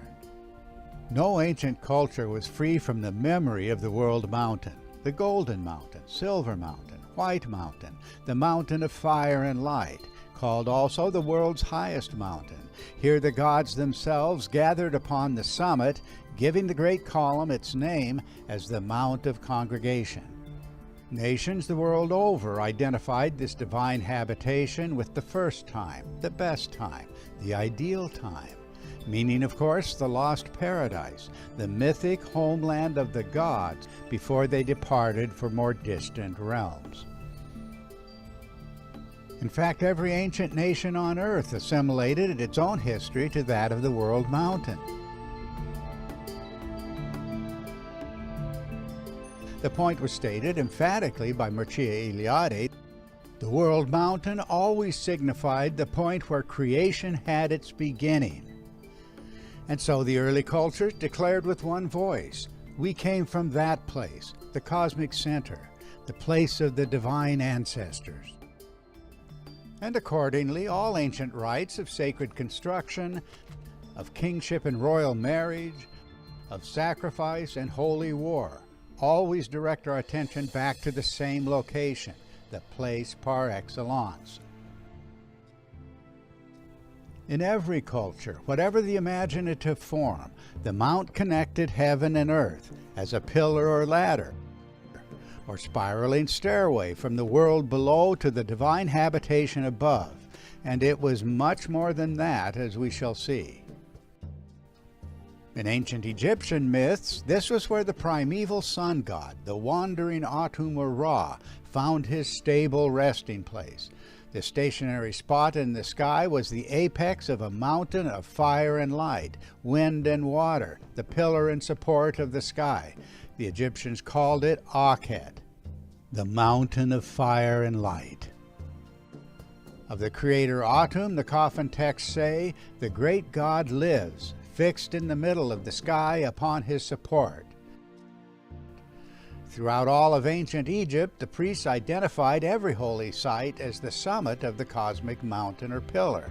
The priests of Karnak symbolically located their temple on the venerable hill of primeval beginning. The priests of the Edfu temple recalled the first occasion in the high hill at the beginning of coming into existence. In the language of the ancient cultures, such phrasing meant the first appearance of the cosmic city, or temple, or kingdom, the model for sacred construction on earth. This remarkable idea was already in place at the birth of Egyptian civilization. The oldest texts in Egypt, the Pyramid texts, speak of the primeval hill of the land in the midst of the sea, the cosmic waters, whose hand no earthlings have grasped. Through images and texts, the Egyptians personified the heaven-reaching pillar as the god Shu, remembered as both a cosmic column and the support of the divine habitation. And it was more. The Egyptians also described Shu as a luminous, etheric column of wind, water, and fire rising from below to vivify the dwelling of the gods. In ancient Mesopotamia, the priestly traditions described the god Enlil as the pillar of the sky, naming the god as the great mountain stretching between heaven and earth. Exactly in the fashion of the Egyptian Shu, Enlil signified a visible, etheric wind joining the two worlds. This is not something disputed, though of course a column of air or wind functioning as a pillar will always appear as a conceptual absurdity, but only until we meet the archetype in its own terms. The cosmic mountain, in its diverse mythic content, always suggests a progressively evolving dwelling of the gods resting upon the cosmic column. With the passing of the myth-making epoch, the absence of this original referent in the sky changed everything. It guaranteed a rapid loss of the original idea, leaving only the local symbols to reflect the first form, the prototype. So in searching for the lost paradise, we have only a mountain that is no longer there to guide us, all complicated by 1,000 local hills named after or pretending to be the cosmic original. It didn't take long before the world mountain was everywhere and nowhere. The theme needs to be followed back to its origins. Where was the revered Hindu Mount Meru, around which the stars revolved?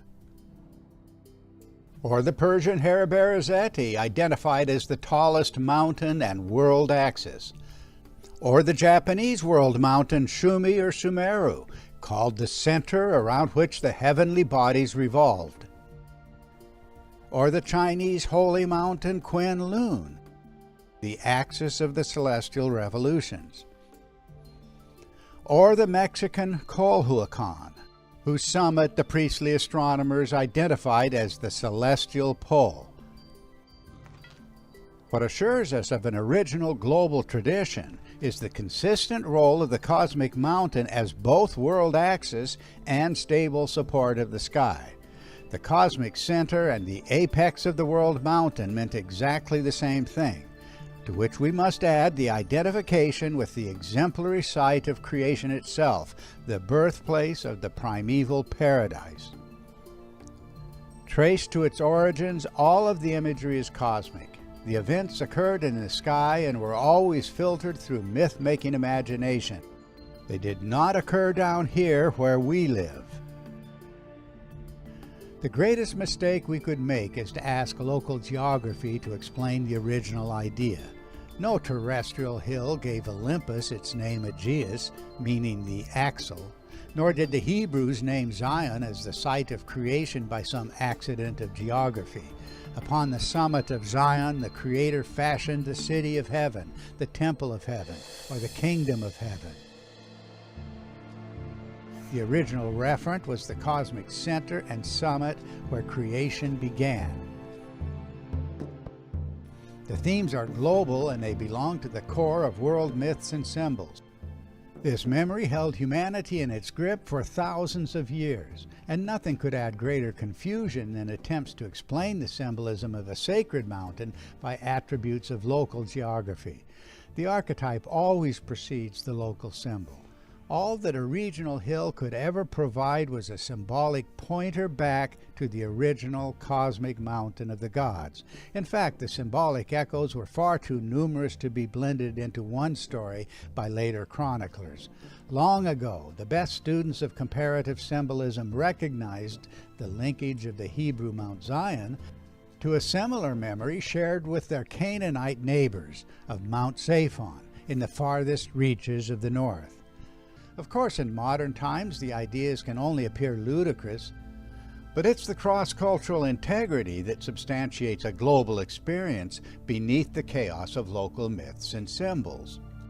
The axial, supportive, and heaven-reaching role of the world mountain was its defining character, always attached to the land of the gods themselves. But always keep in mind that human imagination in the presence of this celestial column would see much more than just a mountain. The archetypal form naturally inspired multiple myths and interpretations. By symbolic extension, thousands of local prominences and man-made artifacts received their mythic content from the human memory of the cosmic mountain. In the shadow of a grand mythic tradition, monumental construction was always commemorative. That's the core meaning of the word monument, a word receiving its original significance from the collective nostalgia for things formerly seen in the sky but no longer present. By their devotion to sacred construction, humans on Earth strove to maintain a symbolic connection to the gods, always painfully aware that the original connection was broken by heaven-altering catastrophe. Nothing weighed more heavily and powerfully on human minds than the nostalgia for paradise, always mixed with a collective anxiety, the fear of doomsday, the great catastrophe which brought the paradisal epoch to its violent conclusion. Every collective memory of the cosmic mountain directs us back to the time before the sky fell, before the gods departed for remote realms, before, in the most reliable astronomical traditions, the great gods departed to become the now distant planets.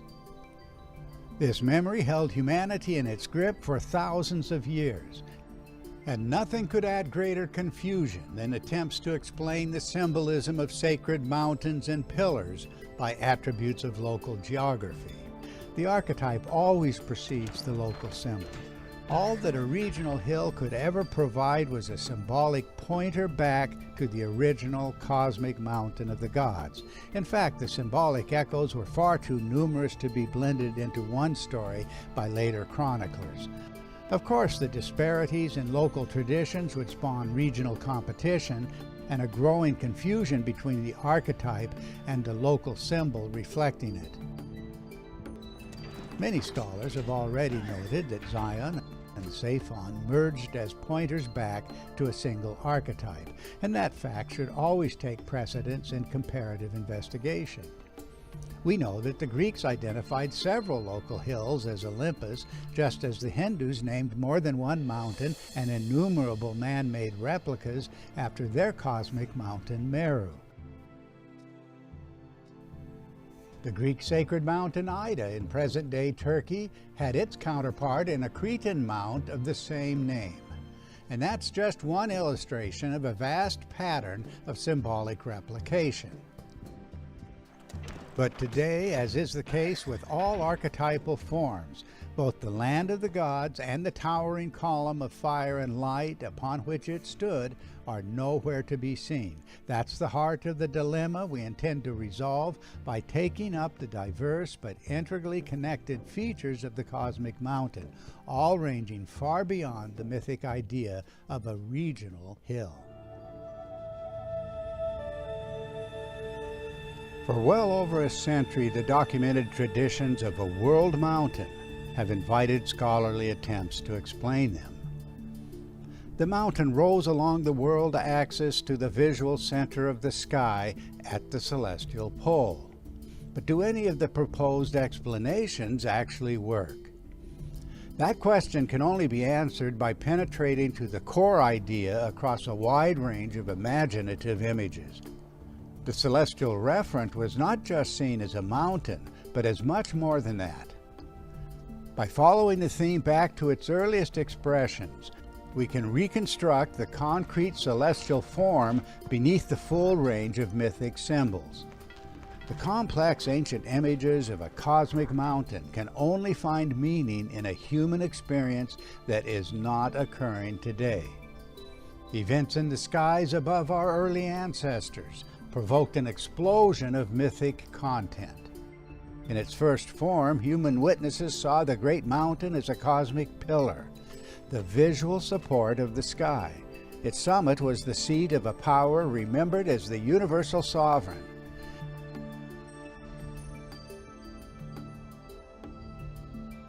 In the most archaic traditions, the great column served as the perch, pedestal, or resting place of the Creator God himself.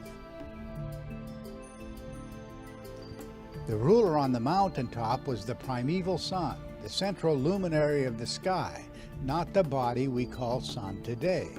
Ancient chronicles of kingship name this luminary as the father of kings, the first in the mythic line of kings, the one from whom kingship itself descended. In ancient Mesopotamia, this was the Sumerian On, the Babylonian Anu. For the Egyptians, it was Atum-Ra. For the Greeks, the god Kronos. As we've observed in earlier episodes of this series, ancient astronomical traditions identify this archaic, dominating power as the planet Saturn. Our present sky is not the key to the past. Always the cosmic mountain appears as the site of mythic creation, and the mount itself is part of that creation story.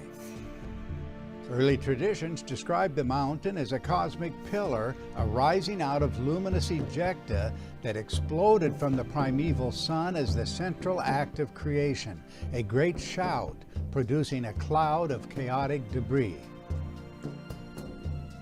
In the archaic creation accounts, this explosive outflow was the raw material, or primeval matter, from which the unique form of creation emerged. Human imagination interpreted this ejecta in many ways. It saw the clouds or waters of chaos, or an army of barbaric or frenzied warriors yet to be controlled. The same ejecta was seen as the Creator's luminous speech. Visible words shouted into existence and gathered into concrete form, the world mountain providing the Creator with a support that served as his own lower limbs.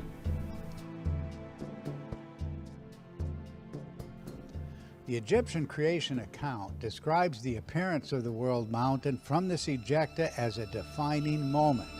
It meant the emergence of the far-famed primeval hill, the Akut.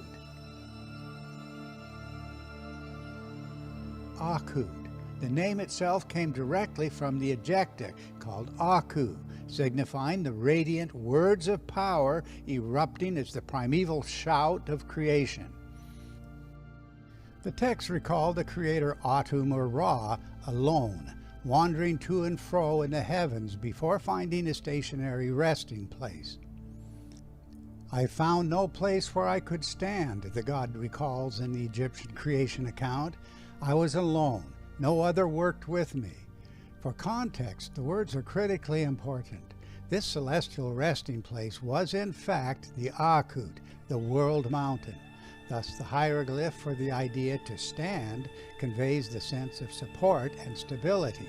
That was before a perch had been formed for me to sit on, the god states. The perch, described by its hieroglyph, was the cosmic mountain or pillar, the very pillar that the Egyptians personified as the god Shu. It was a common Egyptian practice to place emblems of the creator on the perch sign, as a testament to the critical role of Shu as the emerging pillar of the sky in the creation accounts. The equation of the god's pedestal, the pillar of Shu, and the mount of creation is unequivocal in the Egyptian language. The god Osiris, enthroned upon the primeval hill, was like an exalted one upon thy pedestal. And the god Anubis, the god who is on his mountain, was called also the god who is on his pedestal. But the symbolism of the cosmic column ranges across many mythic interpretations. It includes the hieroglyphic image of the god Sept, a close counterpart of Shu. It includes the twin-peaked mountain Akut that we've previously discussed. And it includes all Egyptian words relating to the etheric wind or fountain of the region below the creator. This luminous column served as the resting place of Atum, as made clear by the coffin texts. The great god lives, fixed in the middle of the sky upon his support. This pervasive language of a cosmic pillar and resting place constitutes a profound challenge to all common assumptions about the origins of ancient thought. Egyptian creation accounts consistently refer to a time before the appearance of this resting place, but concrete translations are essential if we're to capture events seen and heard. The texts make clear that in his original condition, Atum was alone. I was alone. I had not spit in the form of Shu, the pillar of the sky. I had not poured out Tefnut, first form of the feminine power. No other worked with me. Then I laid the foundation with my own heart. I poured out the primeval Aku in the form of Shu. The literal reference is to explosive outflow, interpreted most emphatically as visible speech, called words of power, shouted by the primeval sun god. But the same outflow is interpreted as masculine seed, water, fire, and wind. This primeval matter, the Aku, is always identified as the raw material of creation in events seen and heard. Though our focus here will be on the emergence of the towering column, personified as the god Shu, the Egyptian priests insisted that the same explosive events gave birth to the first form of Shu's counterpart, the goddess Tefnut, appearing as the spiraling life breath of creation, a subject to which we'll devote considerable attention in due course. The Creator announces, I could find no place to stand. Words of power came forth from my heart to lay a foundation. It was from this shout of visible words of power that the column of Shu emerged. I am life, the Lord of years, living forever, the eldest one that Atum made in his words of power, the Aku, in giving birth to Shu. Or again, Shu announces, I came into being in the limbs of the self-creator. He formed me through the activity of his heart, and he created me in his words of power, the Aku. Any attempt to interpret the fiery words of power as an abstraction can only distort the explicit awe and terror of the human experience.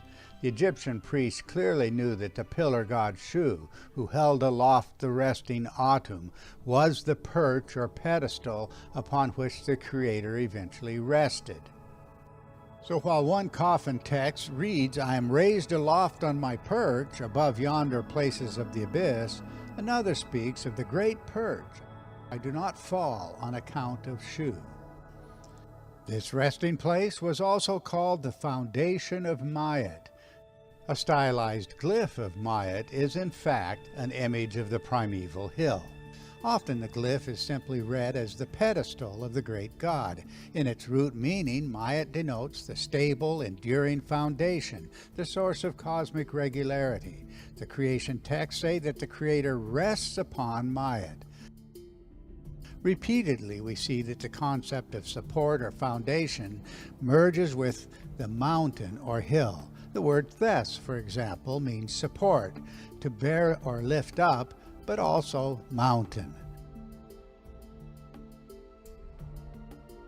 The reason for this is that the only mountain with which the ritual celebrations were concerned was the cosmic mountain, the foundation of heaven. One finds no exceptions to this. "May I endure in the sky like the cosmic mountain, like the primeval support," reads a hymn of the pyramid text. To this celestial peak, the Egyptians continually looked back in their myths and rites. On behalf of the deceased king, the priests poured a heap of sand on the floor inside the pyramid. Placing atop the sand a statue of the king and reciting a prayer which began, "Rise upon it, this land which came forth from Atum. Assume your form upon it." The sand poured out meant the primeval matter, and the hill so formed meant the primeval hill. And so, according to T. Rundle Clark, Osiris sits in judgment in a palace in the primeval mound, which is the center of the world. "May I be established upon my resting place like the Lord of life," the king declares. One of the most familiar representations of the primeval hill is the obelisk. The small pyramidion on top of the obelisk denoted the Benben stone, the living soul of the creator Atum. "Atum Khepri, thou art high as the hill, thou didst shine forth as Benben." Thus the obelisk came to be employed as an ideograph for the Egyptian word men. The word meant the mountain or pedestal, but it also meant stability and to rest in one place. Derived from the same root is the Egyptian word minah or minot, the celestial mooring post. The Egyptians conceived this stationary pillar as the stake around which the secondary powers of heaven revolved. Thus the meaning of minah urit, the great mooring post, connecting the masculine post to the complementary symbolism of the mother goddess, whom we shall identify as the spiraling life breath of creation. As we delve more deeply into the symbolism, we'll return to the special nuances of the cosmic column as world axis, the post, peg, stake, nail, or anchor of creation. The distinguished authority Henry Frankfurt understood the principle well. Everywhere the site of creation, the first land to emerge from chaos, was thought to have been charged with vital power, and each god counting as creator was made to have some connection with this hill. If the significance of this idea is to truly register on human consciousness, it must be seen as something more than an obscure regional experience or abstraction. It is a worldwide memory, preserved through competing imaginative interpretations, all pointing back to a singular experience.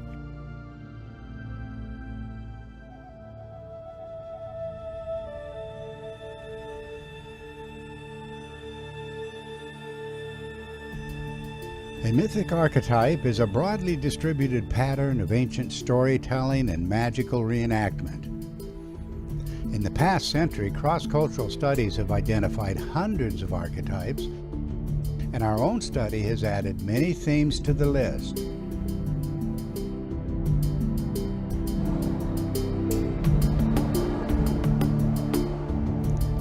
Of all the named archetypes, one of the most recognizable is the towering god holding aloft the great sphere of heaven. Greek poets and philosophers named this heaven-bearing giant Atlas, but almost all of the early cultures seem to have remembered a similar mythic personality. And how curious that this archetypal quasi-divine power was said to have separated heaven and earth, dividing a world above from a world below. What natural phenomenon could have provoked this remarkable theme, the separation of above and below? Our claim in these discourses is that extraordinary natural events occurring just prior to the emergence of the great civilizations sparked an outpouring of creative activity and commemorative rites, all encoding a universal human experience. Hundreds of cross-cultural themes or archetypes traced to the beginnings of human history and to the early experience of what we've called the polar configuration. In earlier discourses, we introduced the role of the world mountain, a visible pillar rising along Earth's rotational axis. In response to this awe-inspiring presence, the early cultures consecrated sacred hills and holy mountains as special symbols of a formerly witnessed cosmic column. And they invested massive labors in monumental construction, all commemorating the celestial home and resting place of an ancestral god. In fact, the theme of the world mountain converges globally with another theme, the cosmic giant bearing aloft the sphere of heaven. By following this theme back to its first expressions, we uncover the original meaning of the phrase above and below, a radical meaning that is essential to the story of the world mountain or cosmic pillar. Egyptian texts and art depict the heaven-supporting god Shu as a pillar-like form with upraised arms. The priest declared that these arms created the separation of above and below. We explain this relationship by the role of the illuminated crescent. In visual terms, the crescent suggested two extensions of the pillar, and it divided the vast sphere of the primeval unity, Atum, into upper and lower regions. With this connection in mind, we can avoid the fatal mistake in common treatments of the Atlas theme, the assumption that Atlas bore the earth on his shoulders. That idea is directly contradicted by the Greek chroniclers themselves, who consistently recognized the celestial nature of the burden Atlas carried. And he, no other, holds the tall pillars that keep the sky and earth apart. Homer. Atlas, through hard constraint, upholds the wide heaven with unwearying head and arms. Hesiod. Does not even now great Atlas struggle to bear up the weight of heaven? Pindar. Many additional citations could be given to make this point. But in these discourses, we're not just calling for a correction of one popular interpretation. Those who followed earlier episodes will not be surprised by our identification of the upraised arms of the Egyptian Shu as a crescent form, appearing as extensions of a single pillar reaching upward along the polar axis of the Earth. As detailed in previous episodes, the twin arms of Shu trace to the role of a visible crescent upon the giant sphere of Saturn in the ancient sky close to Earth.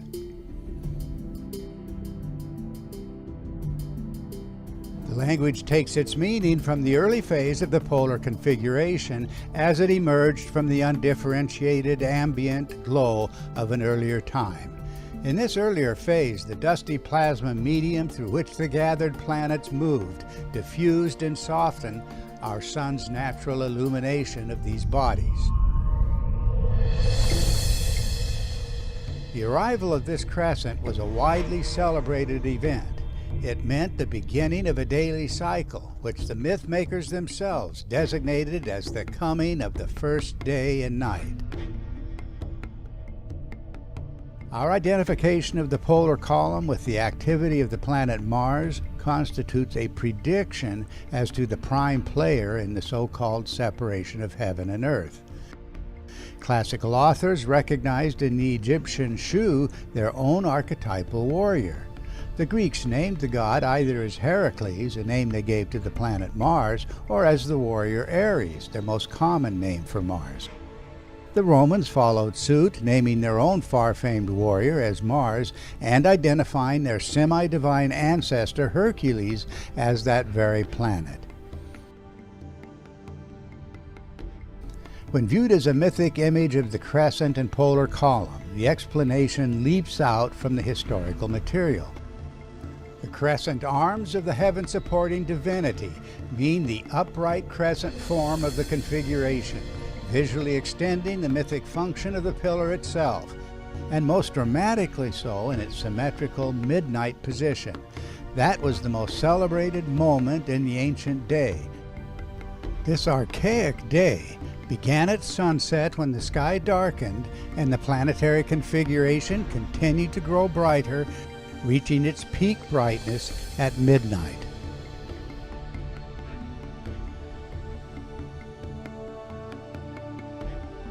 Thus it is that from earliest times in ancient Egypt we see the arms of Shu raising up the primeval sun god Atum from the darkness of the abyss.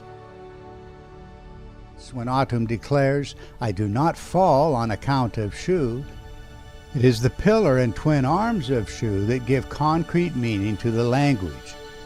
The cosmic perch and resting place of the primeval sun god Atum, as noted in our previous episode, is the pillar of the sky, its function emphasized by the twin arms of Shu. The two extensions of the cosmic pillar and the two peaks of the world mountain mean precisely the same thing. As presented in Egyptian sources, the creation story focuses on the separation or holding apart of two regions typically mistranslated as heaven and earth. The Egyptian priests knew Atum as the primeval unity, meaning the one, the all. In the creation events, through the activity of Shu, this unity gave way to profound differentiation, into a duality. What was then seen from earth as the extended, upright arms of Shu produced the visual appearance of a division, a formerly unified whole divided into regions above and below. Thus our explanation of the pillar god's two most vital functions, as the stable support of Atum and as the ancient power that created the so-called separation of heaven and earth.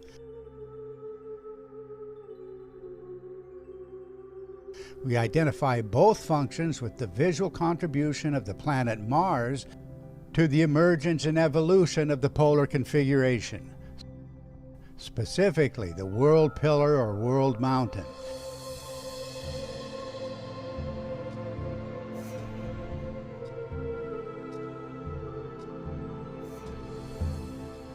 Of course, distance from these events over time allowed the concepts to drift away from things originally seen. And yet many centuries later, we still see the god Shu standing upright as the pillar god, filling the space between the arching form of the goddess Nut above and the recumbent form of the male power Geb below. When presented in this way as opposites, the Egyptians named the domain marked out by the crescent above as Pet, equated with the goddess Nut in the emerging duality, and the region marked out by the crescent below as Ta, equated with the god Geb. But in the absence of anything presently observed in the sky, the translators render the upper region of the sphere as heaven and the lower region as earth, introducing contradictions that could only confuse these Egyptian concepts. For any reliable interpretation, the reference must be considered in their archetypal, original, and testable contexts. For us, the objective contexts mean concrete forms in the sky and concretely experienced natural events reconstructed from the deepest cross-cultural agreement. In fact, as we intend to show in the episodes to follow, every archetype relating to the so-called separation of heaven and earth will fall into place as predictable themes within the context of this reconstruction. As you follow these discourses, you can assess this testability for yourself as we continue surveying the entire panorama of ancient myths, symbols, and sacred practices. The most critical themes are, firstly, an original, undifferentiated condition or absence of form, and secondly, an emerging geometry of creation with specific regions above and below, and thirdly, a central role of the archetypal warrior-hero as the cosmic pillar personified, filling the role of the demiurge, a primeval power executing a divine or intelligent plan. Thus, the role of the cosmic warrior was paramount. The separation of above and below was, in fact, the warrior god's first achievement, even before he had earned his title as warrior god.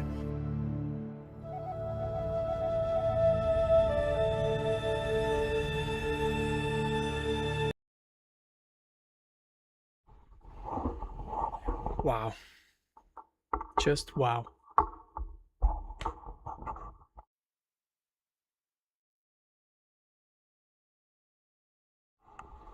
I mean, just one after the other, and it just, I think we're around half of the video. We got half of it left, and we're gonna continue next time. I hope you understood what he's trying to say. He's trying to say that our ancestors saw something huge in the skies. They saw different constellations, in a sense, different placement of the planets. Hence, the electrical discharge between the magnetic fields of the planets, because they were passing each other so close, created these magnificent kind of sceneries in the sky, but also thunder, probably damage, which I think he's going to talk about later. And it's just so magnificent. Imagine seeing that in the sky. You would obviously think it's some sort of a god. But we're going to continue with this tomorrow. Thank you for sticking around. Until next time, I'll see ya.